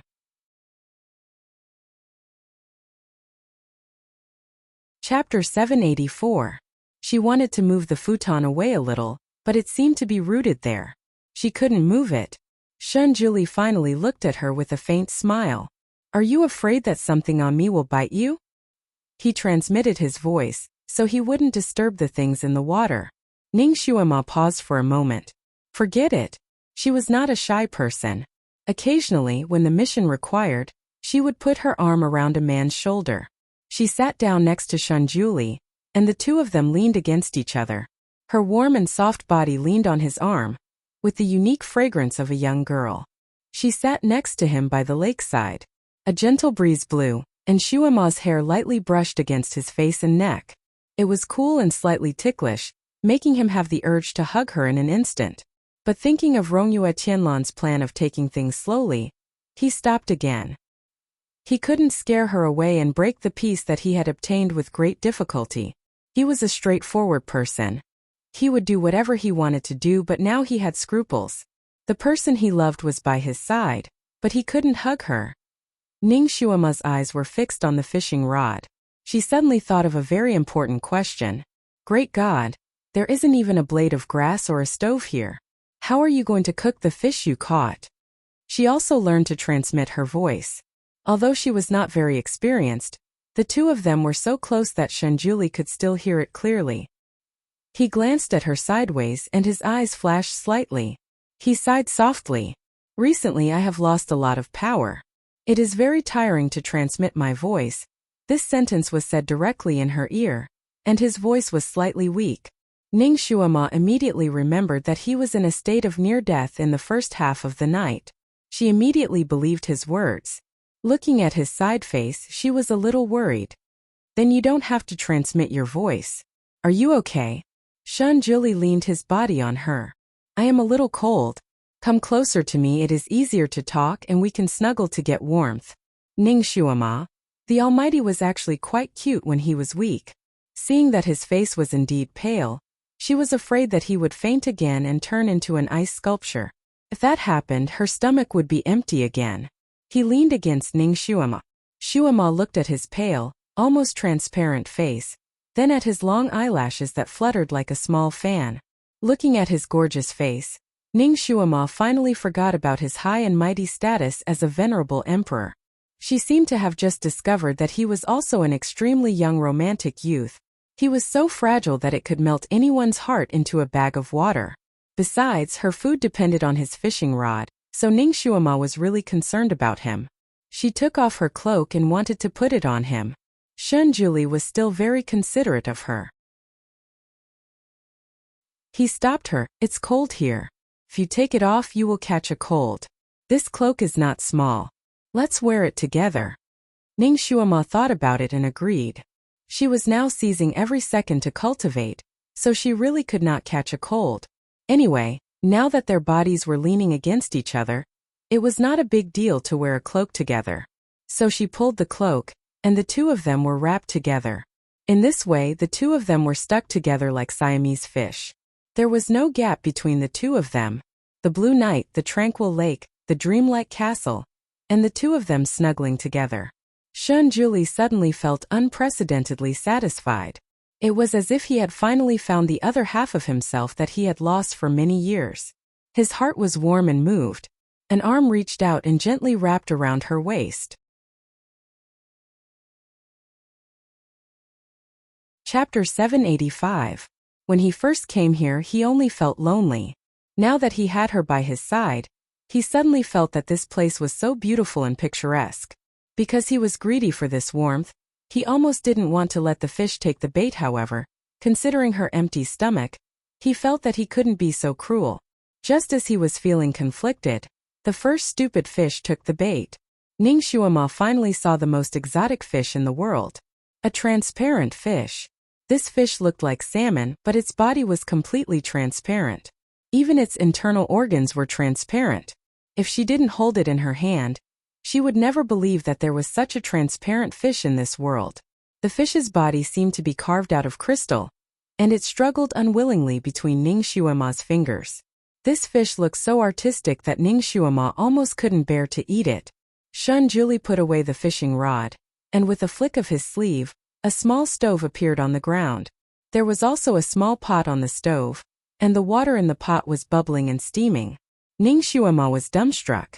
How many things does the ancestor have on him? Great God, is there anything you didn't bring with you? Ning Xuema squatted beside him and watched him quickly clean up the fish. She was full of admiration and envy. She looked at the pot again. Won't the soup spill out in your space? No, the storage space has the function of preserving freshness and shape. The things you put in will be the same when you take them out. It's more reliable than outside. Shun Juli answered without raising his head. The way he handled the fish was also something Ning Xuema had never seen before. A white light shot out from his fingertip, and the fish spun in the air. When the white light stopped, the fish had already been scaled and its internal organs were removed. It was ready to be put into the pot. He put the whole fish into the pot, and his voice was still indifferent. This water divine fish is the most nutritious when cooked. It's suitable for people who cultivate the wood attribute. Wasn't that just right for her? Ning Xuema's eyebrows curved, and she couldn't help but sigh. I didn't expect that you, as the ancestor, would do such trivial things. She thought that he was a person who didn't do household chores. Shun Juli's fingers paused slightly, and he didn't say anything. This skill seemed to have been with him for as long as he could remember. The long years were too boring, and he cultivated countless interests to pass the time. For example, playing chess, playing the zither, playing the flute, raising pets, making all kinds of strange things. No matter what he did, he was the best. When there was no room for improvement, his interests would change. He had countless interests, but the only one he had never studied was culinary skills. After all, a gentleman should stay away from the kitchen. He had already abstained from eating, so there was no need for him to do such things. It was just that when he was in the mood to cook some food, it wasn't because he was hungry, but purely because he was bored.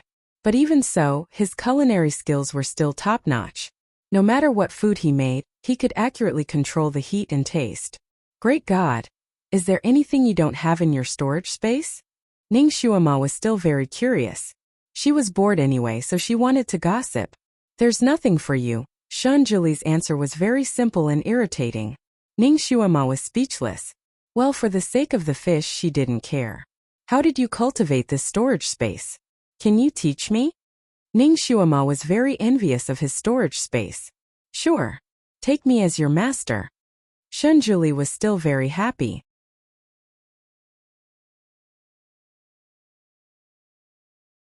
Chapter 786.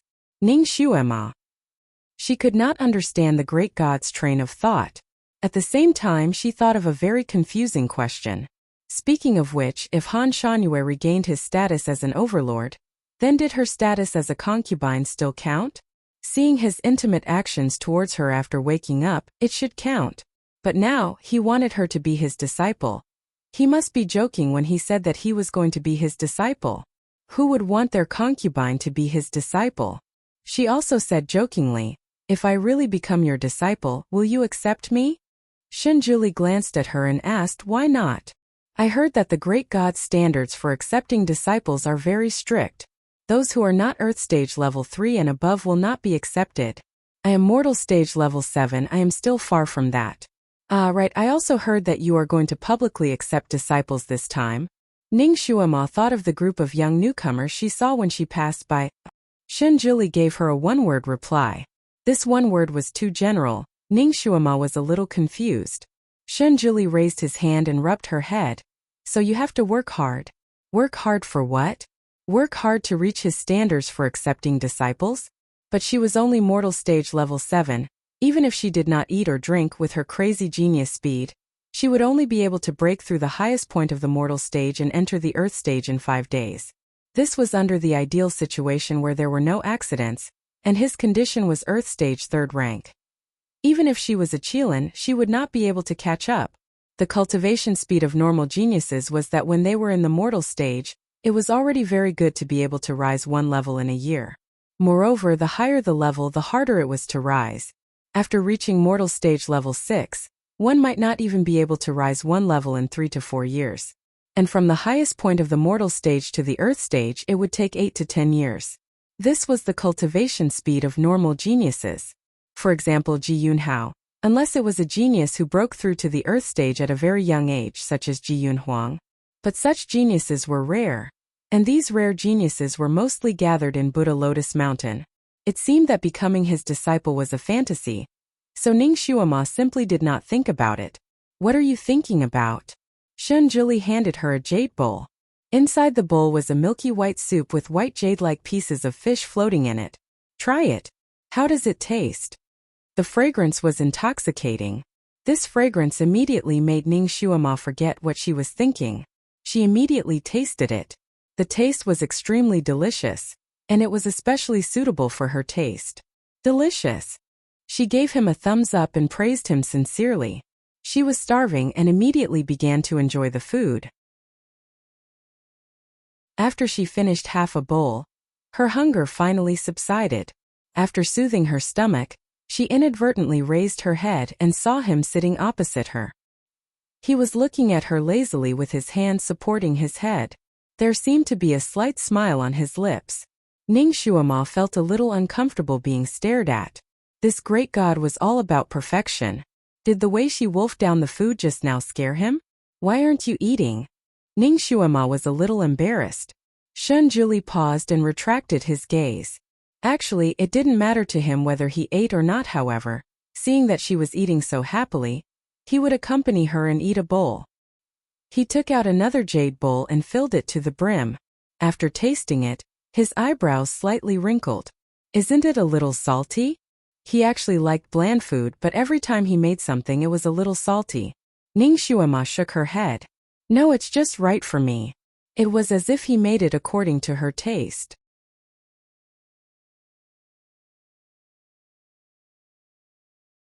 Chapter 787. Ning Xuema had never eaten such delicious stewed fish. Shun Juli didn't say anything and sat there to eat. Ning Xuema stole a glance at his table manners. She couldn't help but praise in her heart that it was perfect. The Almighty could even eat so naturally, like a poem or a painting. The fish soup was delicious. Ning Xuema ate 2 bowls of soup with water and was finally satisfied. She looked at the jade bowl in her hand and sighed. The bowl that the Almighty casually took out was also a priceless treasure. It was carved out of a whole piece of fine jade. There were cloud-like patterns on it, simple and elegant. She suddenly remembered that there was also a jade bowl in Yi Qingluan's collection. But at that time her mind was full of thoughts of escaping, so she didn't care about those things at all. She just glanced at it and vaguely felt that the bowl was similar to this one. Shoma couldn't help but ask, Almighty, do you often bring your disciples here to cultivate? Did he once bring Yi Qingluan here to fish? Did he make fish soup for her?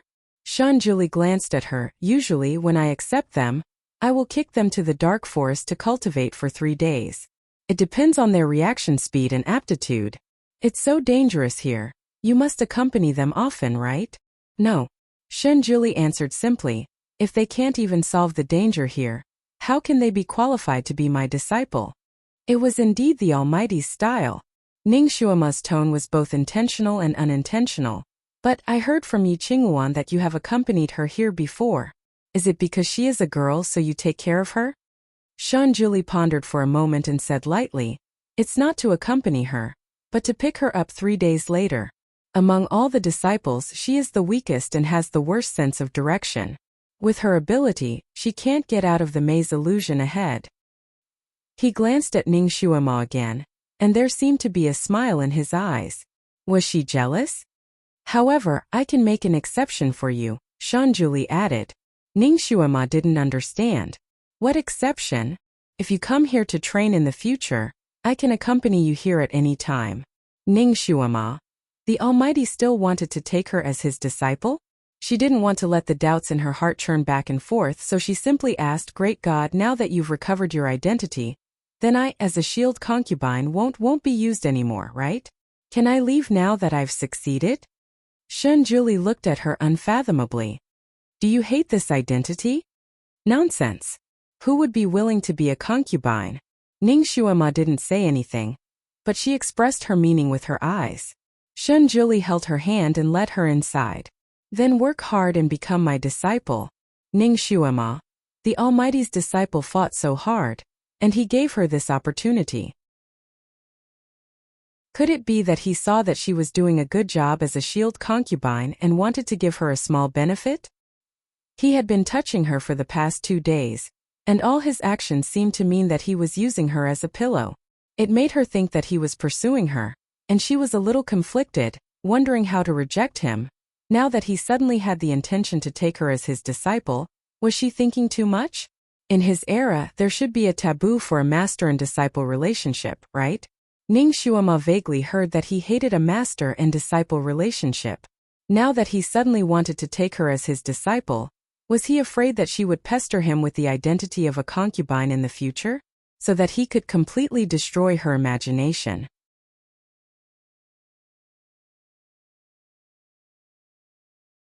Chapter 788.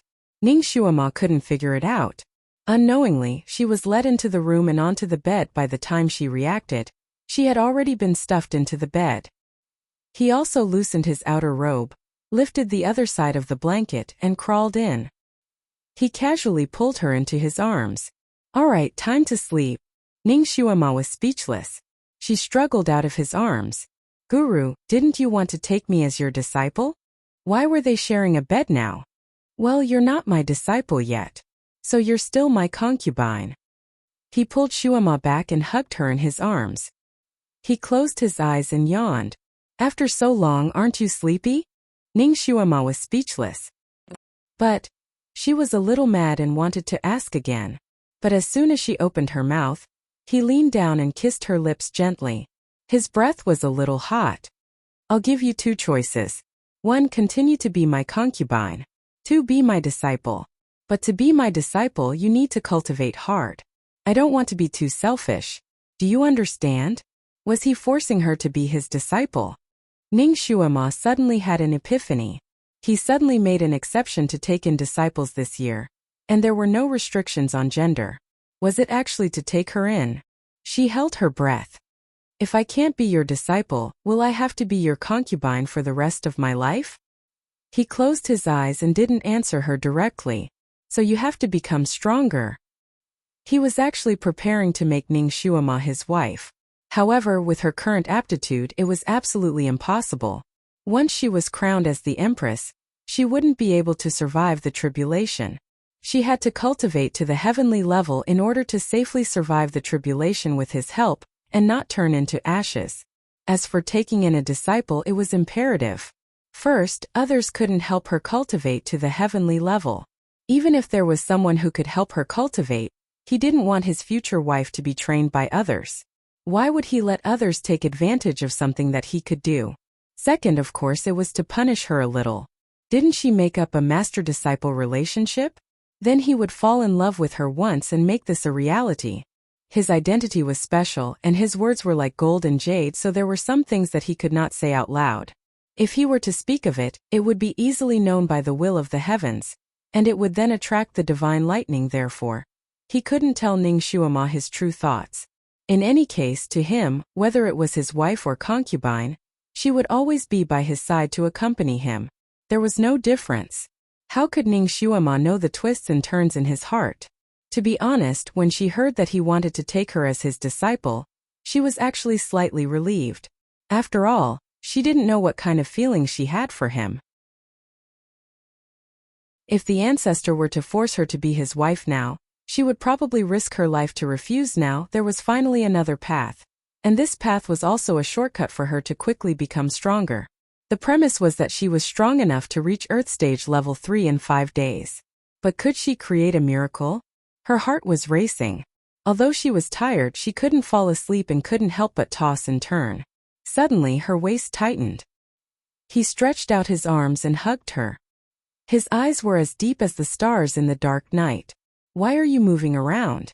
Do you want this lord to be unable to control himself and consummate with you now? Ning Shuama's body stiffened, and her heart was secretly stunned. Lord Ancestor, why does it feel like the word consummate from your mouth is ruining your image?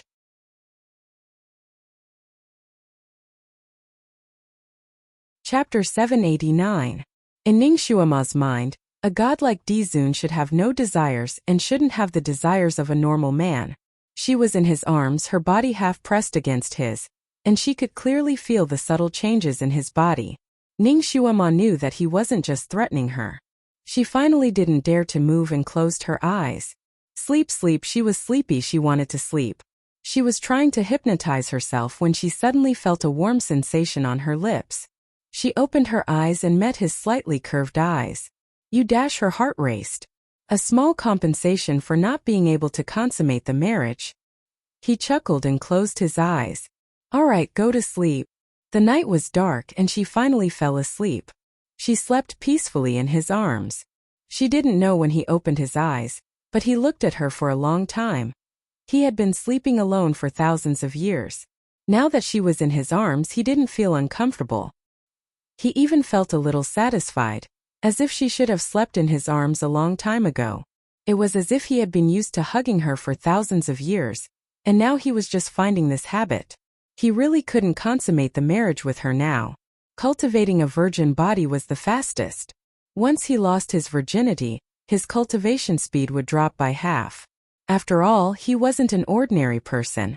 With her current body, she might not be able to bear his love. Once she bore his love, she wouldn't be able to cultivate and break through to the heaven realm. If he wanted her for a few decades, he naturally didn't have to worry about this. But what he wanted now was a long time, so he had to be very careful. So he could only hug her and hug her again. He couldn't do anything substantial. After looking at her for a while, he also closed his eyes and silently adjusted his breathing. No one knew that the wolf soul wood was his nemesis, but he was usually very strong. When he came down, as long as he was a little careful, these things wouldn't hurt him. But this time, he was already an arrow at the end of its flight.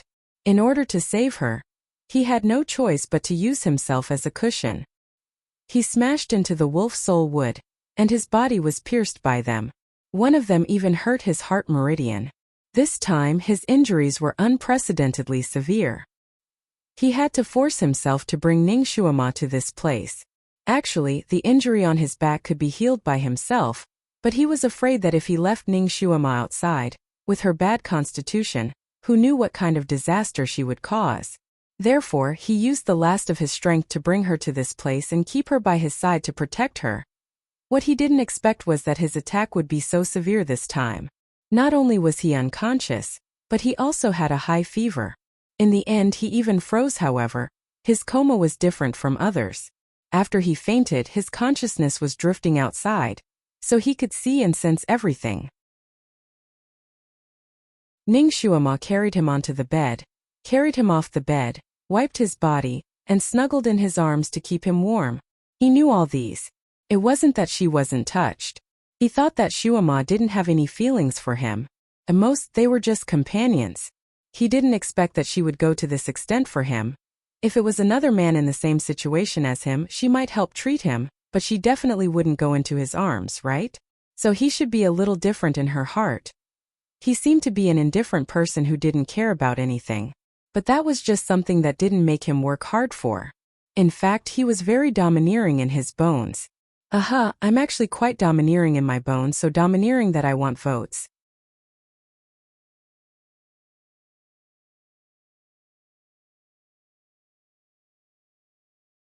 She was overjoyed and was about to flip through it again. A hand reached out from the side and closed the opening of her storage bag. Shun Juli's voice faintly sounded out. These things are all worldly possessions. Your current task is to focus all of your energy on cultivating. First, use the lotus leaf scattering technique and meditate for 2 hours. As he spoke, he put away her pouch. Ning Shuama. She looked at the pot of meat. Can I eat before I go? No. During these 2 hours, you must meditate and discard all distracting thoughts. If you don't reach the 8th level within these 2 hours, You are not allowed to eat. So strict? She hadn't even become his disciple and he was already strict with her. Level up within 2 hours. Did the Almighty think she had some sort of super cheat? However, since he put forth such a request, she would do her best to fulfill it. In any case, becoming stronger was her most pressing desire right now. Monthly votes, recommendation votes, recommendation votes. She could vote every day.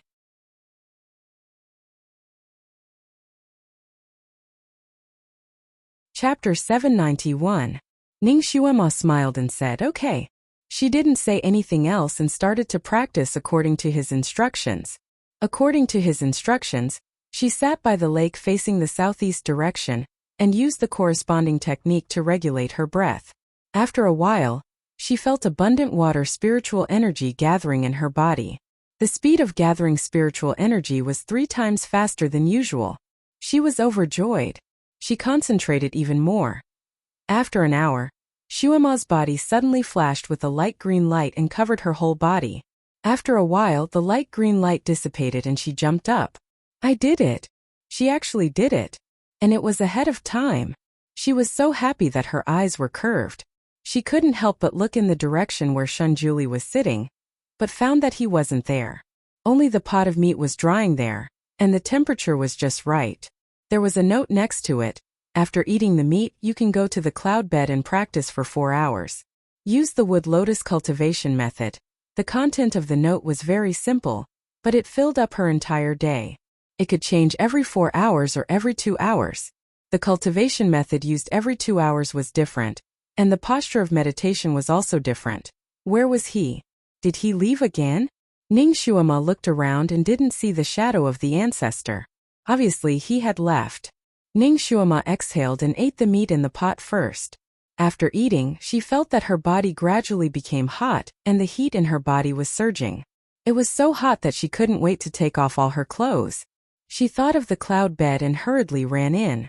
The original quilt on the cloud bed was gone, and only a small futon was left in the middle of the bed. Obviously it was prepared for her. It seemed that he had thought of everything for her. Ning Xuema jumped on the bed and hurriedly sat on the futon. As soon as she sat on it, a line of words appeared in front of her. Practice here. Take off all your clothes. No wonder he left. It turned out that practicing here required her to take off all her clothes. He wanted to avoid arousing suspicion. It seemed that he was a true gentleman. Even though Ning Xuema was sitting on the praying mat, she still felt hot and uncomfortable. Although she had some misgivings when she saw the words, she still took off her clothes without saying a word. Strangely enough, after taking off his clothes and sitting on the praying mat, he felt much more comfortable. She lowered her head and looked at herself. Was she performing on some kind of jade praying mat? Fortunately, there was no one here. Otherwise, looking at her like this, she would probably be labeled as a slut. Time was of the essence, so she put away her wild thoughts and meditated according to the method left on the ancestor's note. The cloud bed was extremely cold. Although it was separated by a praying mat, it was still uncomfortable to sit on it for a while. Ning Xuema was lucky to have eaten the pot of meat, which was enough to resist the cold. The heat flow in his body and the ice flow on the cloud bed suddenly collided. The feeling was indescribably uncomfortable. It was obviously extremely cold, but sweat was dripping from her forehead. Fortunately, Ning Xuema was very resilient. She closed her eyes and endured it. She also used another method to adjust the ice flow and heat flow. Time passed by. She didn't know how long it had been. Under the adjustment of her method, the hot and cold flow suddenly merged together. At the same time, her body emitted a light green light. Ning Xuema looked inside her body at the spiritual root in her sea of qi. She saw that the green spiritual root, which represented the wood element, had grown into a sparkling green jade. Level 9. She was at level 9. Ning Xuema almost jumped up. Merry Christmas to all the readers. Dear readers, please vote for me.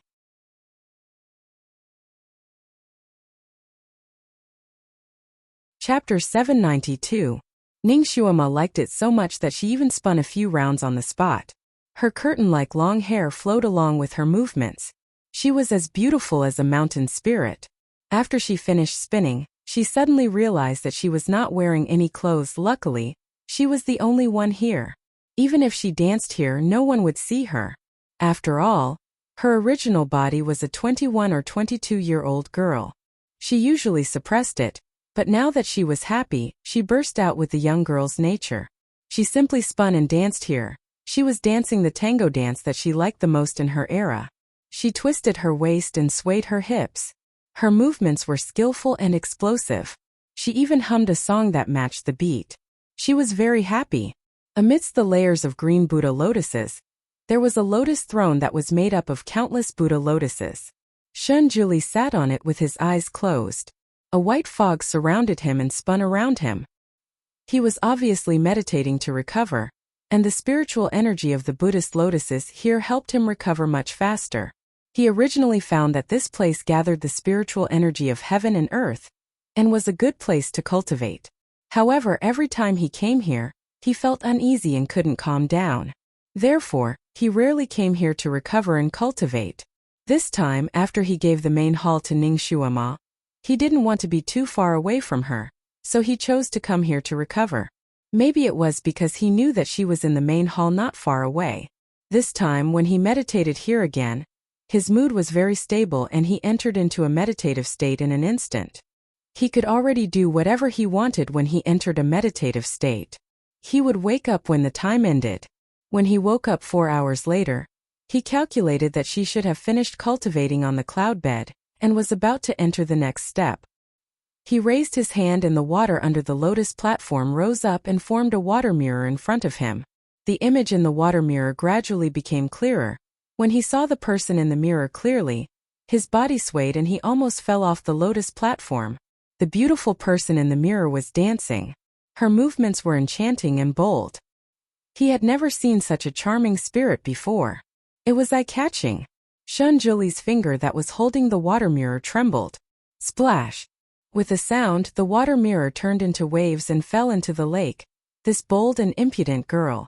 She actually danced this kind of dance naked in the main hall. Didn't she know that her actions could easily turn a person as calm as still water into a wolf? Fortunately, this scene only fell into his eyes, and no one else saw it. He calmed himself down and suppressed the surging qi and blood in his lower abdomen. He cursed in his heart and took out a white sound transmission talisman without another word. Ning Shuama was dancing to her heart's content. Suddenly, she saw the clothes she had placed beside her flashing. She was astonished. She jumped down and picked it up to take a look. A sound transmission talisman as white as snow fell out. It was this that was shining. Ning Shuama raised her eyebrows. Yellow Jing, and had given her a light green sound transmitting talisman. She had never seen this white one before. Her heart skipped a beat. Could it be that the Almighty left it for her? Raising his hand to answer the call, he lazily said hello as if he was making a normal call. Hello, who is this? Did you have a good time? A cold voice came from the voice transmission talisman. It was the Almighty's voice. Yes, I had a good time. Ning Shuama answered casually. After answering, she suddenly felt that something was wrong. She hurriedly covered her chest with her clothes and looked around in disbelief. Of course, she didn't see anything like a camera. But from his tone, he obviously saw everything. Ha ha ha, the Almighty saw everything. I saw it too. I saw the tickets in your pockets. Merry Christmas, dear ones.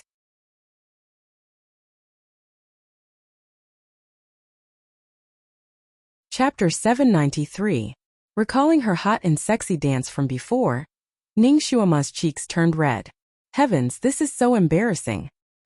You were peeping. Ning Shuama reprimanded him. She hurriedly put on her clothes. The other side was silent for a while before he replied. No, I was peeping. Ning Shuama was speechless. If you want to dance like that, you can dance for me when I get back. I can be your audience. Shunjuli's voice was unhurried. Ning Shuama was speechless. God, come and strike me with lightning. Ning Shuama's face was so hot that it could boil an egg. She quickly straightened the buttons on her clothes and looked around with lingering fear. She seemed to see his eyes staring at her from somewhere in the dark. She was obviously very embarrassed and angry, but her heart, which was originally somewhat anxious, finally calmed down. It turned out that he had been here all along and didn't just abandon her like that. Thinking that he was watching her from some unknown corner, Ning Shuama's face once again heated up. She coughed and spoke as if she was speaking to the air or to the person hiding in the darkness. Big sister is going to cultivate. I must break through to the 9th level of the human level today. She flipped her hair handsomely and flashed a charming smile. Only then did she turn around and run off to practice her martial arts. On the lotus platform, Shenjuli swallowed a mouthful of blood. He had recovered a little, but after seeing her sexy dance, his qi and blood were unstable. If he did not go into seclusion for 4 to 5 days, his body would not be able to take it and it would not be easy for him to recover. Fortunately, he had made all the arrangements for her. Her skills were improving rapidly. Everything was going according to his plan. He could finally go into seclusion without worry. He pondered for a while and took out a black-directed audio spell. Ning Shuama thought that Shenjuli would come back at night. She waited until midnight and did not see him. If he did not come back, she could not sleep on the bed and could only sleep on the futon. Maybe he was cultivating too? After all, he was severely injured. The castle at night was magnificent, but Ning Shuama felt a little lonely. She was lost in thought for a moment, and then decided to meditate on the praying mat. The time spent cultivating seemed long and short. When she opened her eyes again, the sky was already bright. Suddenly she smelled the aroma of food. Her heart skipped a beat and she ran out. Great God! Outside, the waves of the lake gently lapped against the embankment. There was no one there. Only the small pot was still steaming. This time there was a bowl of porridge in the small pot. There were unknown flower petals in the porridge, and they were abnormally bright. There was a letter beside it. She didn't know why, but she felt a faint sense of disappointment in her heart, and also wanted to laugh. What was this person doing? Acting as Miss Conk? She took out the letter and looked at it. Written on it were the cultivation techniques she needed to cultivate for the next 3 days. This was his habit. It was very refined. Ning Shuama slowly scooped out the porridge and drank it. This time the porridge tasted very good. There was a faint sweetness in the porridge. It was a taste she had never tasted before. This porridge was delicious, but she felt that something was not right. After drinking a bowl, she did not want to drink anymore. She smiled at the air. Hey, great God! Thank you for the porridge. Although he did not appear, Shuama was a little disappointed, but she did not take it to heart. The most important thing for her now was to cultivate. He had also left her a guide, so she just needed to work hard.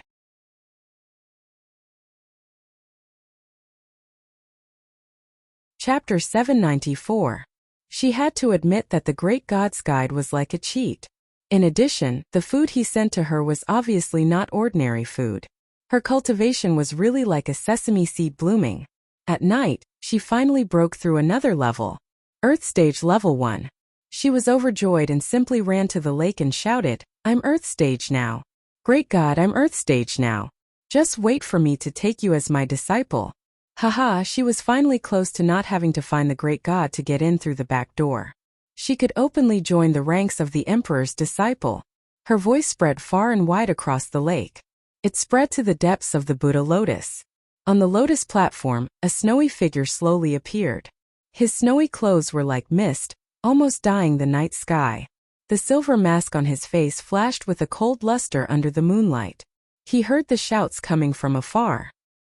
His pair of eyes that were as dark as the night faintly flashed as he looked in Ning Shuama's direction. His eyes flashed with a touch of darkness, and his fingers under the wide sleeves slightly clenched.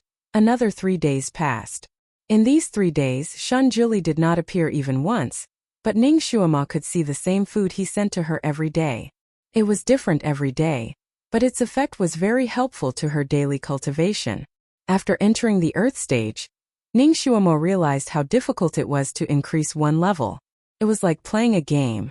When one's level was low, it was easy to level up, and one could level up many times in a day. But the higher the level, the harder it was to level up. If an example had to be given, it would be that human stage level 8 to level 9 required 100,000 experience points, but after Earth stage level 1 to level 2 required more than 1 million experience points. It was more than 10 times more difficult. In these 3 days, she cultivated day and night according to the instructions given to her. On the last day, she barely broke through Earth Stage Level 2. She was so tired that she almost vomited blood. Early in the morning of the third day, she finished cultivating and opened the door. A paper crane bumped into her arms. Playing the messenger pigeon game again? Ning Xuema opened the paper crane. There were only 2 cold words on it. Leave. The words were written like dragons flying and phoenixes flying. Ning Xuema paused for a moment, and finally remembered that today was the day of the competition between the new disciples of the Sun Moon sect. He wanted her to leave because he wanted her to participate in the competition, right? She turned around and looked at the cloud bed. When she came here a few days ago, the scene of her sharing a bed with him on the cloud bed flashed through her mind. From the moment she chose to be his disciple instead of his concubine, he seemed to have left to avoid arousing suspicion. However, the cultivation tutorial that he gave her was indeed excellent. According to what he said, she would be able to achieve twice the result with half the effort. He was indeed the best master he could ever ask for. It seemed like she had made the right decision. Ning Xuema inwardly sucked in a breath of air. She once again surveyed the surroundings before turning around to leave. It was cold and cheerless outside just like in the past. She was alone. Speaking of which, weren't those jellyfish only venerable sovereigns able to walk? Then how was she going to leave? Perhaps the ancestor had left a path for her? Ning Xuema looked around and finally found a long thread that was not much thicker than a strand of hair in an extremely remote direction. That long thread was transparent under the sunlight and hung 3 meters above the ground. If Ning Xuema had not reached Earth Stage Level 2, she would not have been able to see it. One end of this thread was connected to the pillar of the jellyfish castle, and the other end stretched far away.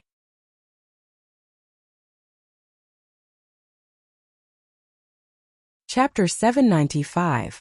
Could it be that this was the exit that he had prepared for her? Ning Xuema flew up as light as a feather. She used her shoe to touch the thread and tested its flexibility. The thread's flexibility was extremely high.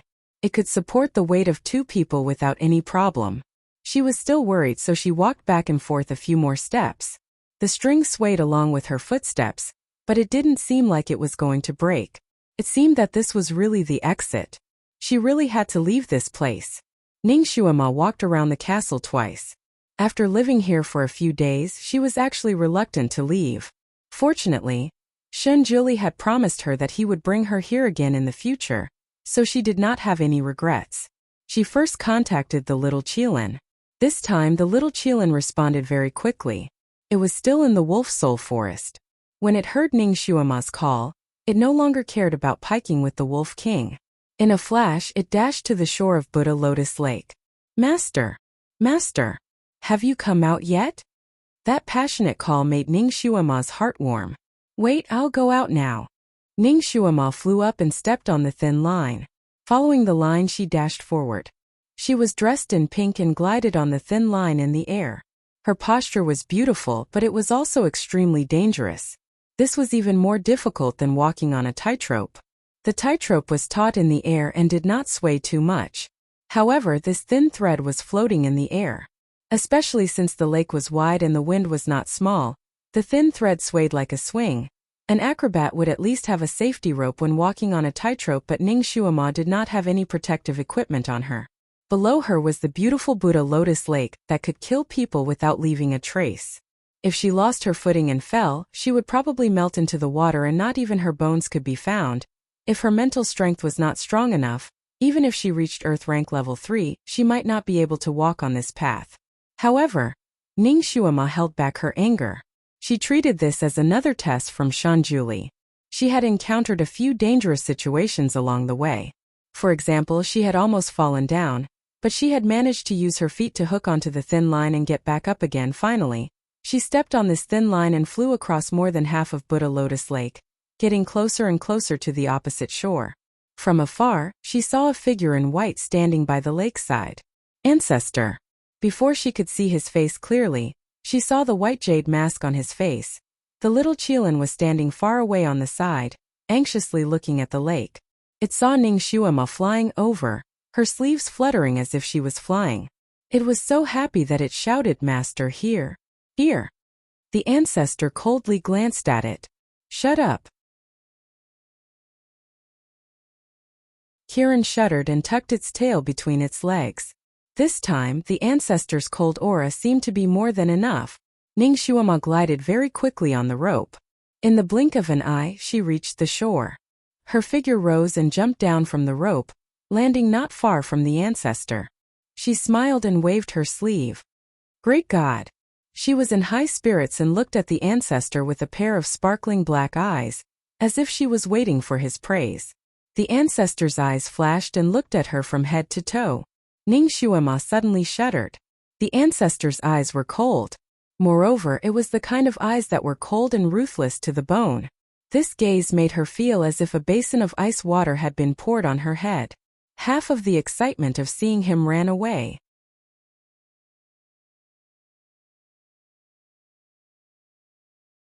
Chapter 796.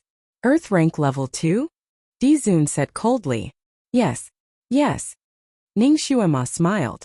The Almighty had always been cold. Although she was disappointed, she didn't take it to heart. Almighty, how's your injury? This was the thing she was most concerned about. It's okay. Dizun didn't want to talk nonsense with her. He turned and walked away. Come on. His white robe fluttered as he walked forward. Behind him, Ningxuama paused and furrowed her brows. The Almighty had returned to his usual iceberg mode. Although this mode was common, she felt that something was wrong today. Master, you actually rose from human rank level 7 to earth rank level 2 in just a few days. God, it's incredible. I've never heard of anyone leveling up so fast.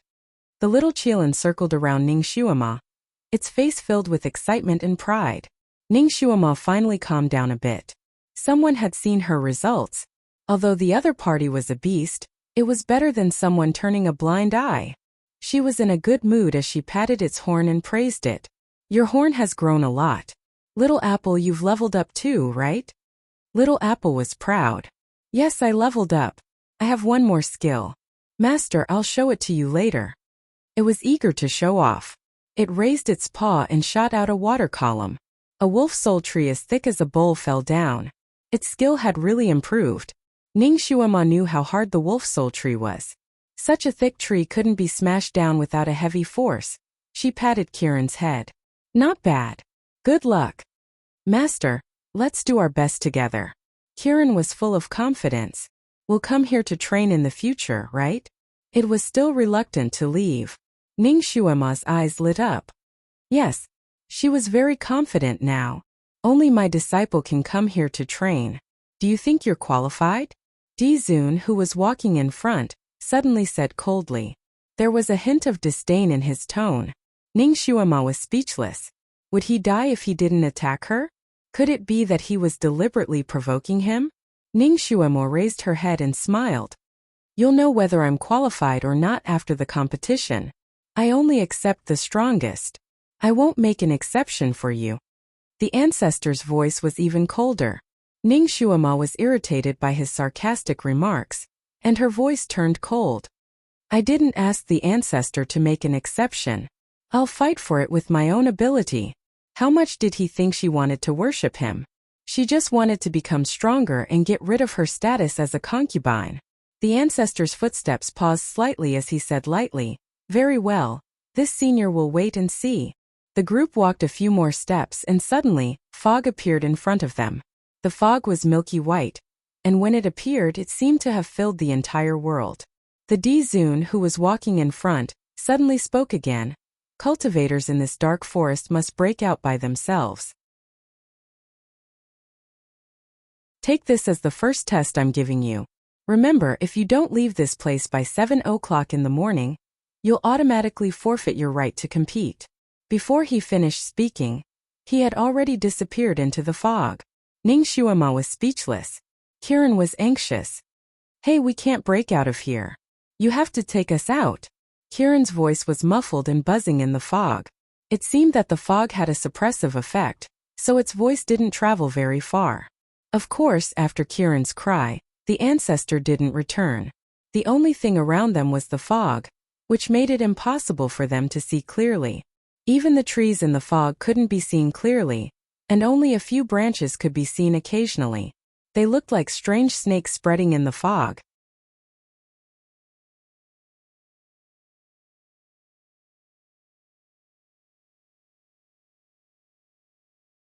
He had to charge forward and could not retreat.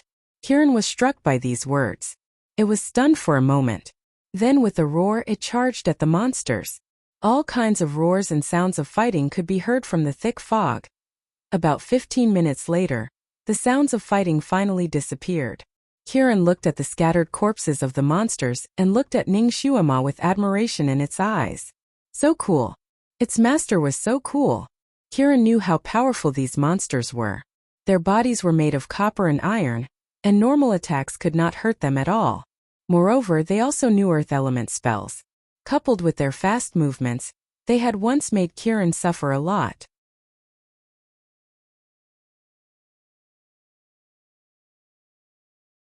Chapter 798. The power of one of these monsters was equivalent to an Earth Stage Level 1 cultivator. When these monsters attacked together, their power and destructive power could not be underestimated. Even an Earth Stage Level 4 cultivator would have to fight for a long time against these monsters. They might even be injured a few times before winning. But its master was only an Earth Stage Level 2 cultivator, yet she could easily deal with them. In a short period of time she used all of her power. Coupled with her crafty footwork, her movements were like a phantom. Every strike was like thunder, and every strike would definitely cause a monster to fall. All of the monsters fell to the ground. Ning Xuema floated in the air. Her red dress was especially eye-catching in the white fog. In her palm was an emerald green long sword, with drops of blood slowly dripping from the tip of the sword. At this time, she had an unprecedented domineering and sharp aura. To have such a master, Kieran only had one word in its heart: pride. It suddenly felt its blood boil. Master, we will definitely be able to break out. Ning Xuema smiled. Yes, she also believed in it. She immediately began to study this maze illusion array, and brought the little Qilin into the thick fog. Kieran was right. There were many monsters hidden in the fog. There were all kinds of monsters and they would jump out to attack from time to time. Moreover, their power and abilities were getting stronger and stronger. Ning Xuema and Kieran dealt with wave after wave. They gradually became tired and forced. Fortunately, Ning Xuema's sense of direction was very strong. She also knew how to break all kinds of arrays, so they did not take any detours. Unlike Kieran, they did not take a detour back. In the battle with the monsters, Ning Xuema was injured. Her arm was pierced by the fangs of a monster that looked like a bear. Blood dyed her entire sleeve. Of course, that bear did not have it easy either. She hit its weak point and it was split in half. Kieran was also injured. There were several crisscrossing wounds on his body. Although the depth of the wounds were different, each wound was bleeding. The most serious wound was so serious that the white bone could be seen under the muscles. Bloody battle. It was truly a bloody battle. Every minute and every second, she and Kieran were racing against death, side by side with the god of death. As for the sovereign, he didn't show up again. After killing this group of ferocious monsters, Ning Xuema began to quickly treat her and Kieran's wounds. Kieran looked at her bloody sleeve and felt both distressed and angry. Finally, he couldn't help but say, "Ancestor is really cold. To think that you risked your life to save him. How dare he treat us like this? Does he really want us to die?" Ning Xuema's fingers, which were bandaging her wound, paused for a moment. Her face was a little pale. She pursed her thin lips and said, "It was a test."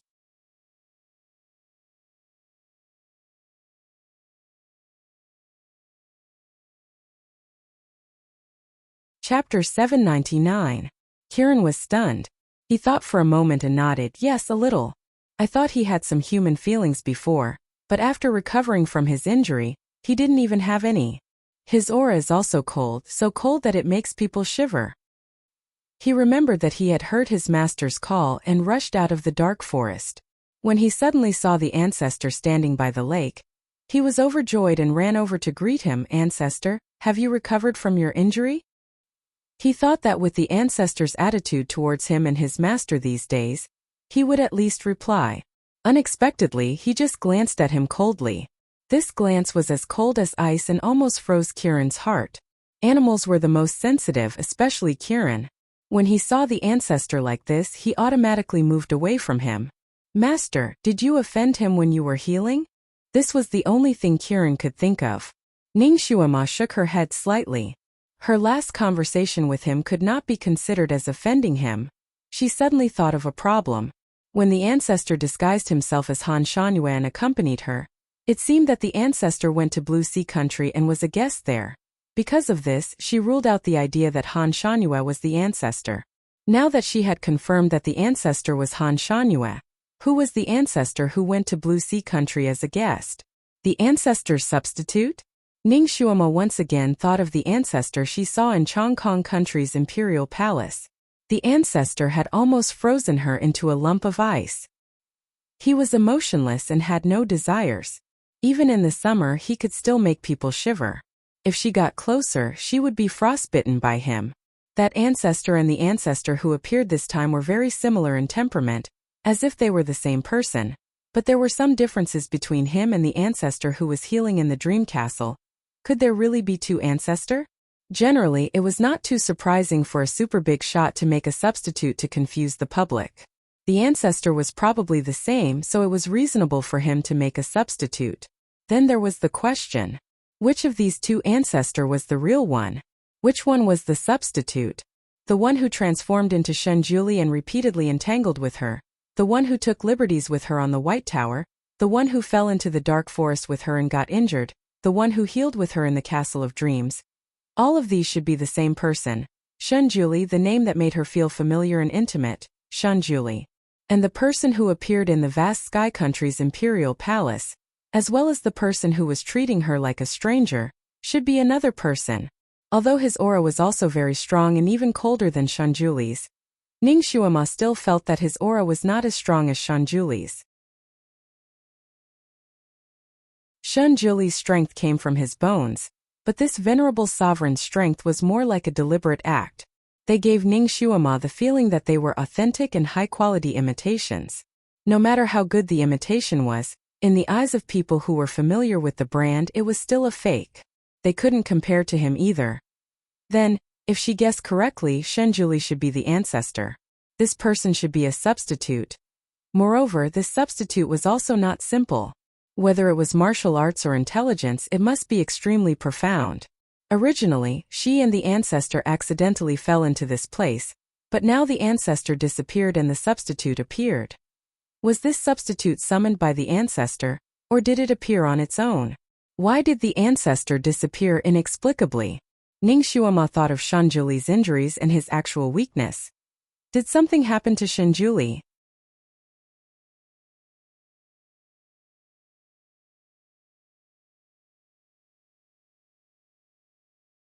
Chapter 800. Ning Shuama felt as if a fire was burning in her heart. Countless thoughts spun around in her mind. She took a deep breath and sent these messy thoughts away.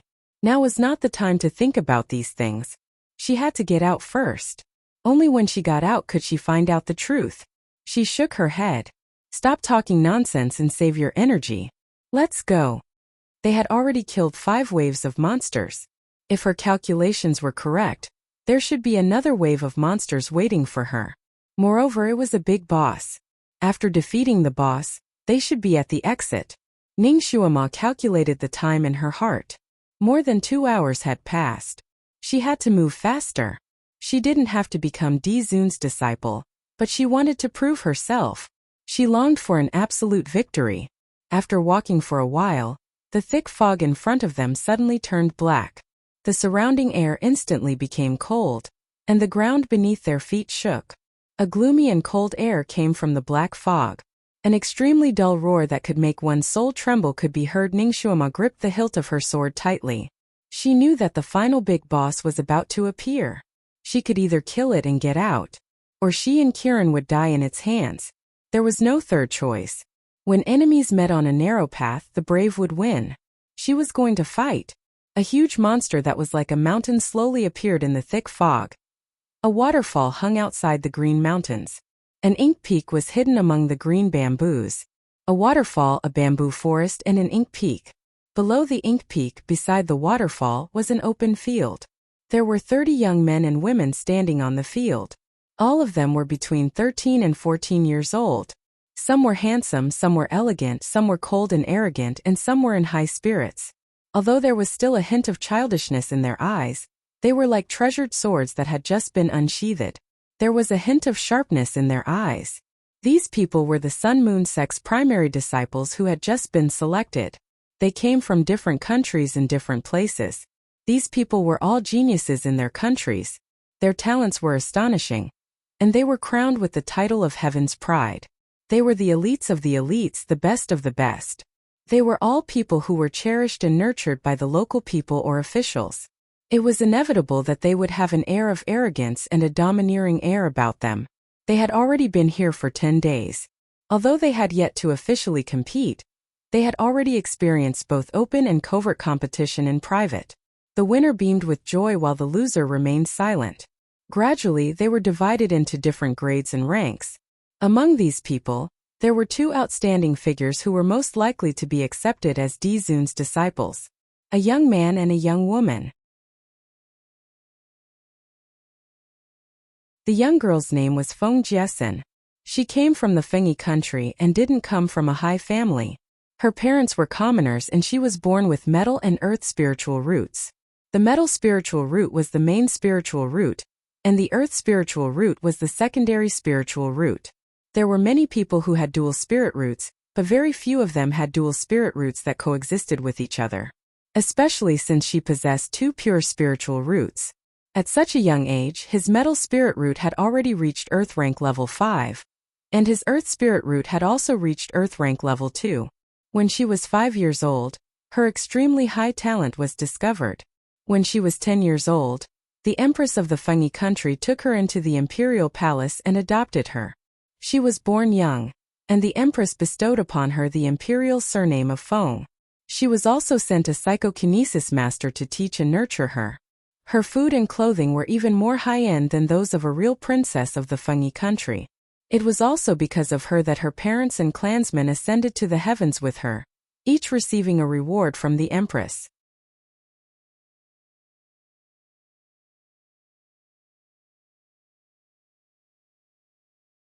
Chapter 801. Feng Jiesin's talent had already surpassed Ji Yunhuang's. This kind of amazing talent not only made her famous in her own country, but also in the whole continent. Who knows how many sects wanted to recruit her into their sect. If she wanted to join the continent's strongest sect, the Sun Moon sect was naturally her first choice.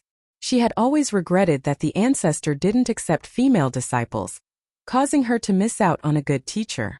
Feng Jiesin's original plan was to become Yelu Jing An's disciple, then painstakingly cultivate to become the strongest disciple, so that the ancestor could see her and remember her, even if he only looked at her once. She didn't expect that the ancestor would make an exception and accept disciples in advance. Moreover, there was no restriction on gender. To her, this news was definitely good news. Her goal of becoming the ancestor's disciple immediately shifted to him. She was determined to become the ancestor's disciple this time and shine in the Sun Moon sect. She was also one of the best among this group of new disciples. She was the most promising female disciple to become the ancestor's disciple. As for the youth, he came from the Feixing kingdom. His name was Helian Xiao, and his talent was also very amazing. Coincidentally, his psychokinesis was also earth rank level 5, which was comparable to Feng Jiesin's. The difference was that he was born in a royal family, and was a noble heir. He also had dual spirit roots that were mutually reinforcing. Wood and water. Wood was the main attribute, and water was the secondary attribute. His cultivation level was similar to Feng Jiesin's, and he was also the most promising person to become the champion. The Sun Moon sect's disciple who led them also thought highly of these two people, and intentionally or unintentionally took care of them. The other people's attitude towards these two people was also respectful and respectful. After all, once one of them became the ancestor's disciple, their status would be incomparably revered, and they would be able to walk unhindered on this continent. If they could curry favor with them in advance, it would be very helpful for their future cultivation. Therefore, these two people were very popular among this group of people, and when they spoke to them, they were all respectful and respectful. If one wanted to become a disciple of the Sun Moon sect, just having superhuman psychokinesis wasn't enough. His or her ability to learn, to understand, to do things, to adapt on the spot, to remember. There were many abilities that needed to be tested. In these 10 days they had gone through all kinds of tests. Of course, every test would eliminate some people. After rounds of cruel competition from the original 100 people, there were only 30 left. Today was the last round of testing, and it was also the most crucial round. It was a test of their courage and ability to adapt. The waterfall danced like a silver dragon, pouring into the deep pool below. Above the deep pool, there was an iron chain that stretched across the two mountains. The iron chain was only as thick as a little finger, and it swayed in the air. These disciples first madly spun around 100 times on the ground, and after they were done, they immediately had to walk down the thin iron chain. They did not have any protective measures on their bodies. Once they fell, they would fall into the deep pool below. In the deep pool there was a flood dragon beast. Its two blood-red eyes were wide open, and its mouth was wide open as it glared at every disciple who passed by on the iron chain. They would form a group of 2 so that they could look after each other. Of course, they could also kick each other's feet to reduce the number of competitors. This was a test of one's courage. More than half of the test was done. 3 of the disciples who participated in the test fell into the deep pool and were swallowed by the flood dragon. The crunching sound of chewing scared the other 2 participants so much that they immediately gave up.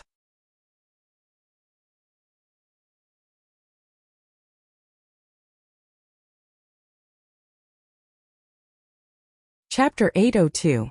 Coincidentally, through drawing lots, Feng Jiesen and Helian Xiao were in the same group. With their abilities, it should be easy for them to cross the iron chain. They didn't need to work together. The moment she knew they were in the same group, Feng Jiesen approached Helian Xiao. "Prince Helian, I want to discuss something with you." Her voice was tender and soft. Helian Xiao had a straightforward and bright temperament. "Just say it." Feng Jiesen pursed her lips slightly. "I know Prince Helian wants to compete with me for the position of Dizun's disciple. Prince Helian sees me as a rival, right?" Helian Xiao was indeed straightforward. He straightforwardly admitted, "That's right.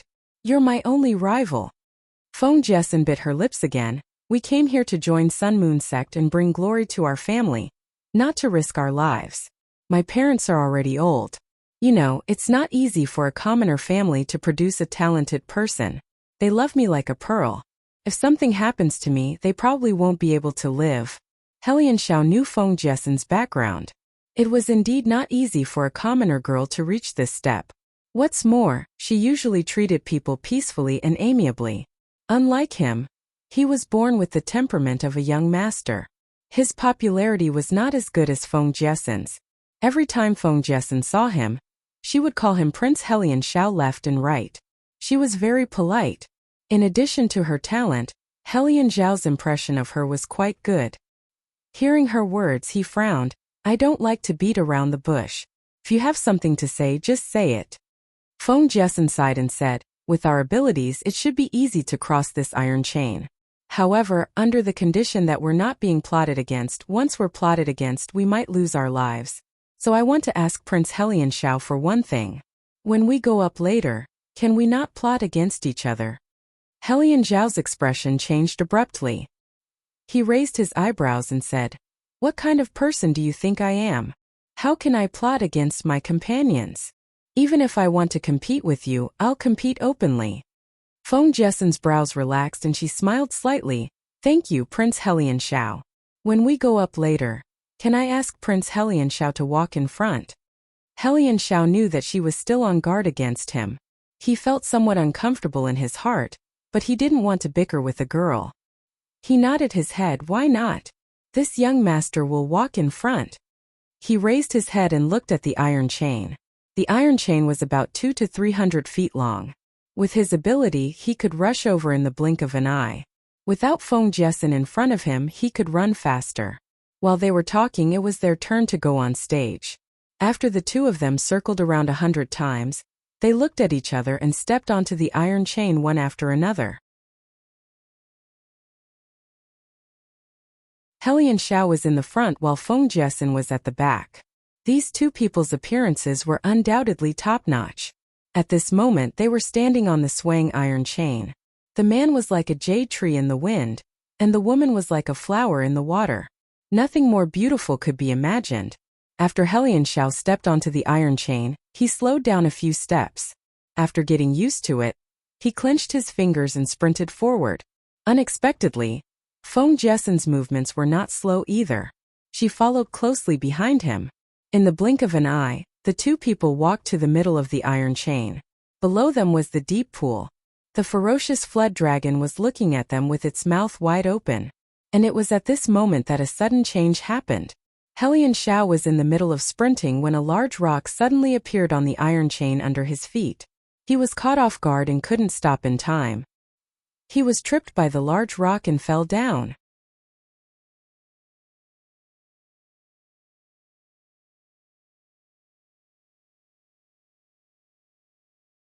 Chapter 803. Fortunately, Helian Xiao's reaction was very fast. Once he saw that the situation was bad, he flipped in the air and a green vine flew out from his palm and wrapped around the iron chain. He leaped up and wanted to take advantage of the momentum to jump onto the iron chain again. "Prince, I'm sorry." When he was in the air, he saw that the plain-clothed girl was still on the iron chain. A golden light flashed from her palm and directly cut off the green vine that saved his life. "Damn it! I've been tricked by her." Helian Xiao was furious, but his body was in the air and he couldn't borrow any strength. He could only watch helplessly as his body fell. There was nothing he could do. He didn't expect that he would die here today. He didn't expect that he, Helian Xiao, would become the food of this ferocious flood dragon. Before he could finish his thought, a green light suddenly wrapped around his waist. That green light suddenly pulled him and his body flew into the air like a swing. Naturally, he wouldn't let go of this rare chance to survive. He flipped in the air and finally landed on the iron chain again. Just as he stood still, his waist was released and that green light shrunk back like lightning. Helian Xiao was still in a state of shock and looked towards the direction of the green light. He was suddenly stunned. On the platform of the mountain that was connected to the iron chain stood a red-clothed girl. That girl looked to be about 14 or 15 years old. Her red clothes fluttered in the wind like fire. Beside her, there was a bloody ferocious beast with a pair of large eyes that flashed with a frightening cold light. This girl and beast seemed to have appeared out of thin air on the mountain's wall. No one present recognized them. Naturally, they were Ning Xuema and Kiran who had rushed out of the maze illusion realm. Xuema and Kiran had just experienced a fierce battle with the final big boss that appeared. This big boss monster was abnormally ferocious. If they only relied on their actual abilities, two Ning Xuema and two Kiran wouldn't be its match. Fortunately, Ning Xuema's battle experience was not ordinary. She also had a special footwork and many clever ideas. After fighting with the monster for almost 2 hours, she paid the price of her left leg being heavily injured and joined forces with Kiran to finally kill the monster. She understood that the monsters in this illusion realm were endless and would be reborn in a cycle. If she was one step slower, the exit would close again and the big boss monster that she had just killed would revive. She didn't have the ability to kill it a second time.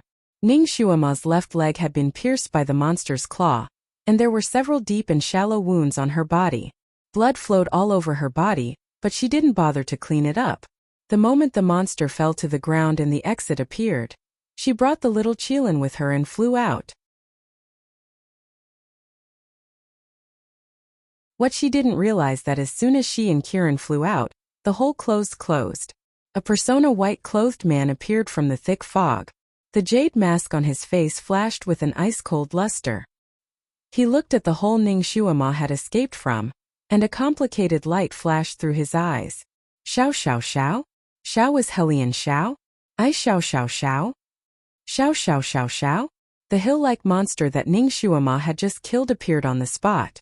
When it saw the queen of the maze illusion realm, it immediately roared and pounced on the queen of the maze illusion realm. The queen of the maze illusion realm didn't dodge. She frowned slightly and raised her finger. A white light enveloped the monster. The monster's body trembled and was instantly frozen, turning into an ice sculpture. The queen of the maze illusion realm flicked her finger again. The ice sculpture instantly shattered into powder and disappeared without a trace.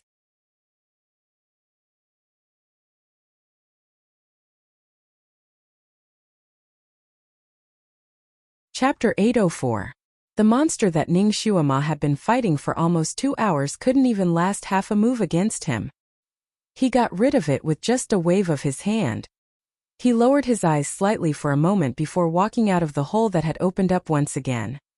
Ning Shuama had just jumped out of the cave. Before she could see what was going on around her, she saw a man falling down from the iron chain and a fierce dragon waiting for him with its mouth wide open. Almost subconsciously, she waved her hand to release the green rope to wrap around the man and threw him up, saving his life. Naturally, she heard all kinds of low cries coming from below. Looking down, she saw a dense crowd of people. Countless faces were looking up in her direction. Because the mountain was very high, Ning Shuama couldn't see the faces of those people clearly. She only vaguely felt that they were children 12 or 13 years old. With a gust of wind, the young man who had just fallen on the iron chain rushed towards her like a whirlwind. He was already in front of Ning Shuama. His momentum was so strong that Ning Shuama calmly took a step back. The young man bowed to her. "Thank you for your help, miss." His eyes flashed as he looked her up and down. He frowned. "You're injured. Quickly bandage it." Before his voice died away, he had already held 4 or 5 small medicine bottles in front of Ning Shuama. "This is the heavenly spirit pill, Jinchuang medicine." Ning Shuama was speechless. Only now did she realize that the wounds on her body were painful. She was a doctor, so she naturally knew the value of medicine. She knew that the young man in front of her was holding good medicine for treating external injuries. However, she didn't need these now. Ning Shuama carried all kinds of medicine given to her by the ancestor. After the ancestor woke up from his coma, he probably realized that Shuama wouldn't be able to survive without medicine, so he prepared a few bottles for her in case she needed them. When he and Ning Shuama met for the last time, he even put her treasures in a chenkuan bag and gave them to her. She had just walked out of a dangerous hand-to-hand fight. Her body was full of murderous intent, and she was subconsciously on guard against people. She shook her head. "No need, I have my own medicine." Just as she said this, her body swayed. She was exhausted and had lost too much blood, so she could barely hold on. "Be careful." Helian Xiao couldn't help but reach out to support her. "Be careful." Kiran also rushed over and knocked the young man away. She used her body to catch Ning Shuama, who had fallen to the ground. Helian Xiao was almost knocked off the platform by Kiran. He hurriedly held onto a stake to stabilize himself. Just as he was about to say something, a white light suddenly flashed on the mountain wall. A white-clothed person appeared out of thin air and stood on the platform. The wide white robe, the ice jade mask, the ink-black eyes, the long hair that draped over his shoulders, the aura that was as cold as snow and incomparably powerful. There was no one else who had this kind of temperament and this kind of dressing. Although Helian Xiao had never seen an ancestor before, he had at least heard of him.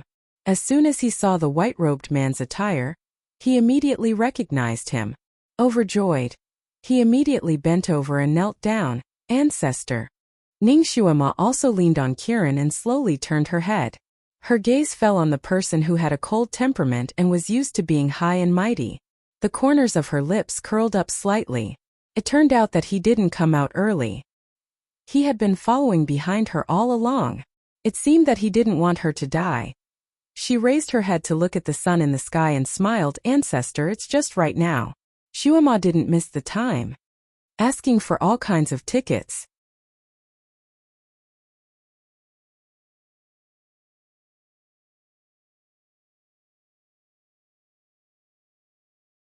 Chapter 805. The ancestor looked down at her, but didn't say anything. Instead, he sent a message to the disciples kneeling below. "Feng Liani, from now on, this Ning Shuama will also join them and compete with them." The disciple in charge of teaching these new talents was called Feng Liani. He was Yelu Jing An's disciple. His character was quite similar to his master's. He was gentle like jade and patient with people. The training of the new disciples was basically led by him. He was lucky enough to see the ancestor twice, so he recognized him. Just now, when he saw the ancestor appear, he had already led everyone to kneel down. Hearing this command from afar, he hurriedly responded with a loud yes. Feng Liani was bewildered. The ancestor never asked about the Sun Moon sect's recruitment of new disciples, nor did he interfere. Why did he personally send someone here this time? Did the ancestor need special care for the person sent here? He wasn't the only one who had this thought. Everyone present also had this thought. Especially Feng Jiesin.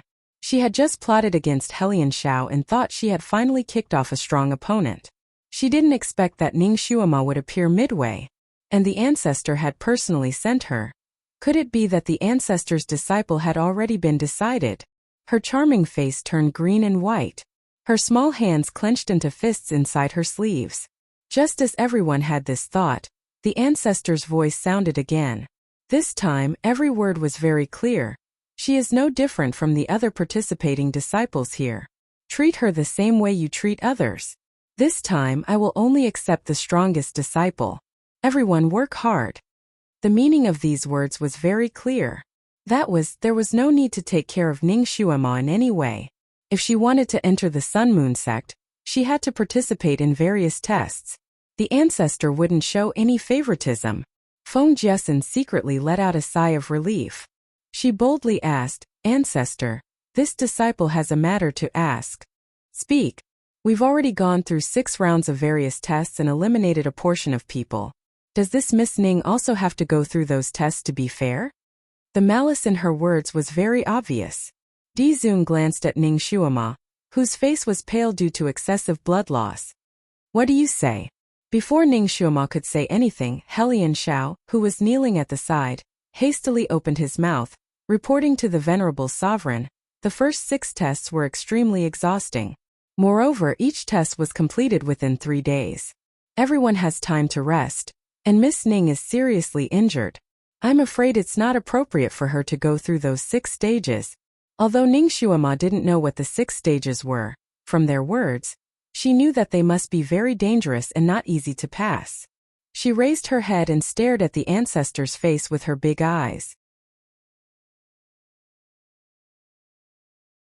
The corners of her lips curled up slightly. What does the ancestor intend to do? She wanted to see what this person wanted. The ancestor's voice was indifferent. Since you want to be my disciple, you naturally have to experience things that ordinary people can't. You can't ask for special treatment from me, unless you give up on the idea of becoming my disciple. So he was forcing her to give up. Ning Xuema smiled. I've never asked for special treatment from you. I'll just go through those 6 stages. She slowly straightened her body. Suddenly, she staggered and fell forward. The ancestor was standing right in front of her and was completely unprepared. He was hit by her. His eyes suddenly turned cold.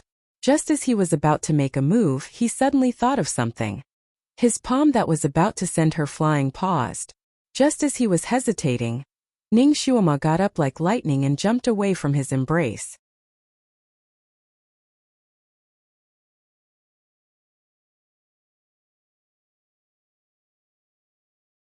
Chapter 806. I'm sorry I tripped. Ning Xuema lowered her eyes and apologized. Di Zun was speechless. His snow-white sleeve was stained with her blood, which was dazzling red. His body was cold. Although there was a faint fragrance which was very similar to Shanjuli's, Ning Xuema could still distinguish the difference. Shanjuli's fragrance was naturally present, but the fragrance on the person in front of her was applied later. They were really not the same person. The person in front of her was really not him. Ning Xuema's mood was very agitated. She was only suspicious before and didn't dare to be sure. Now she was completely sure. Although she still couldn't figure out what was going on. As long as she was sure that the person in front of her was not him, it was enough. She believed that he had no choice but to leave.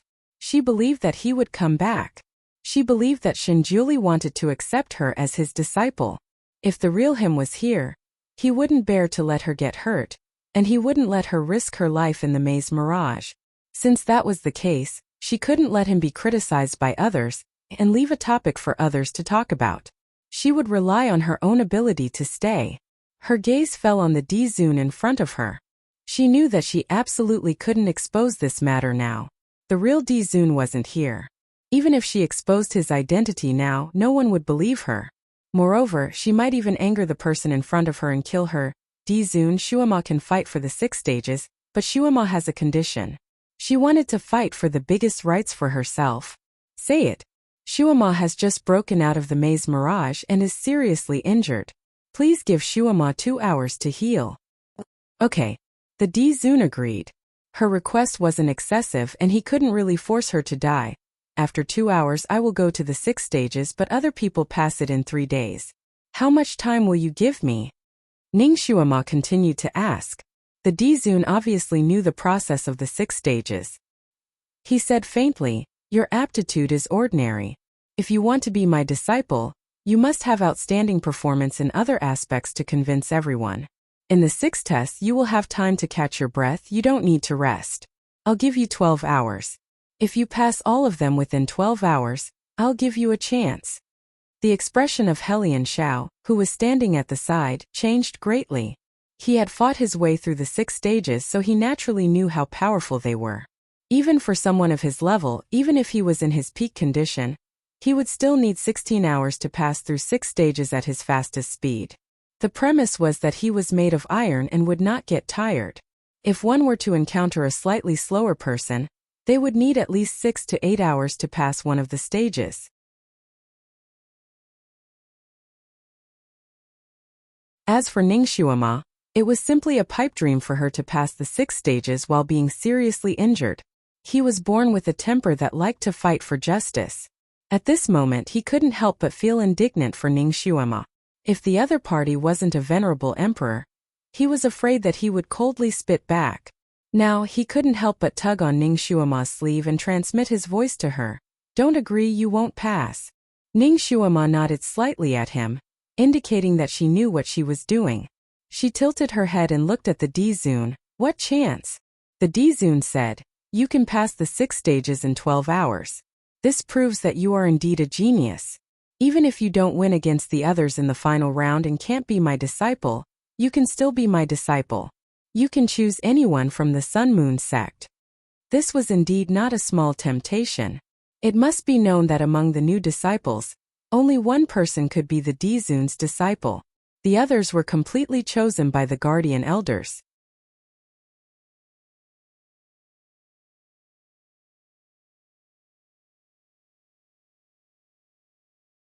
Chapter 807. This time Yelu Jing and was the most outstanding disciple, and he only accepted one disciple this time. Everyone thought that Yelu Jing, Anne's disciple, would be either Feng Jiesin or Helian Xiao. They didn't expect that this quota would fall on Ning Shuama. If she could pass the 6 tests within 12 hours, she could at least become Yelu Jing Anne's disciple. It could be considered a blessing in disguise. Of course, the premise was that she could pass the tests within 12 hours. Ning Shuama slightly lowered her eyes. Then Shuama will be so bold as to ask again. Has there been anyone who managed to pass the 6th trial within 12 hours? The ancestor only answered her with one word. Yes. Since there was, it proved that it could be done by humans. If others could do it, then Ning Shuama could do it. She was about to answer when Helian Xiao transmitted his voice again. Miss Ning, the one who passed the 6 tests within 12 hours was Prince Tian Shaoshi from 1,000 years ago. He was the most talented disciple of the ancestor. When he entered the ancestor's tutelage, he was already Earth rank level 6 and had never been surpassed. Ning Shuama's heart moved. She naturally knew about Prince Tian Shaoshi. It seemed that the prince sealed in the stone spirit's stomach was him. The ancestor's proudest disciple, who was once a legend of the entire continent, died young. This kind of talent was one of a kind, and he still needed 12 hours to pass the tests. Ning Shuama was only Earth rank level 2, and the ancestor gave her 12 hours. It was obvious that he was making things difficult for her. The matter of accepting disciples will be decided tomorrow. It will be your real competition. If you want to join them, you must pass all the tests today. If you want to blame someone, blame yourself for coming too late. Of course, you can choose to give up. The ancestor's voice was still indifferent, which meant that he wasn't deliberately making things difficult for her. Ning Shuama sneered in her heart. This person kept saying that he wasn't making things difficult for her, but in fact, he was always making things difficult for her. She didn't know what kind of deep hatred she had with him that made him treat her like this. She smiled slightly. Ancestor, Can you give Shuama some time to consider? Yes. The ancestor agreed again and added, you should rest for 2 hours and think about it. When the time comes, give the results to Feng Lianyi directly. He will naturally report to me. He turned around and disappeared from where he stood. While Ning Shuama was talking, she had already treated her wounds quickly. Now she immediately sat down and meditated to recover. At this point, naturally, no one would think that the ancestor was biased towards Ning Shuama. He was clearly making things difficult for her. Some people looked at Ning Shuama with sympathy, while others sighed.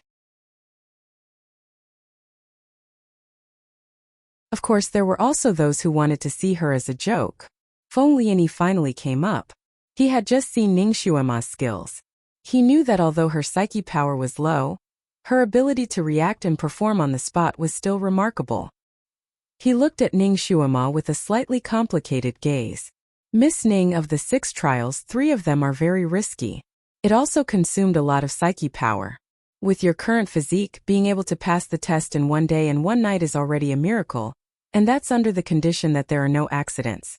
Therefore, it's impossible for you to pass the 12-hour time limit. It's better to give up. If you give up, I can also accept you. His words were sincere, but Ning Shuama only faintly smiled. She thanked him but did not say anything. Feng Lianyi saw her like this and didn't say anything more. The match had been interrupted halfway through by this sudden incident, so naturally, the match would continue. Helian Zhao's second test was naturally very easy. After he passed, he immediately ran back to Ning Shuama's side. You're tuning into the Li Mei's Wuxia Whispers YouTube channel. We're so grateful for your support, and don't forget to subscribe to join us on this incredible journey through captivating stories. Your generosity through donations truly makes a world of difference, as it's the primary source of revenue that allows me to expand and enhance this channel for you. Thank you from the bottom of my heart for being a part of this adventure.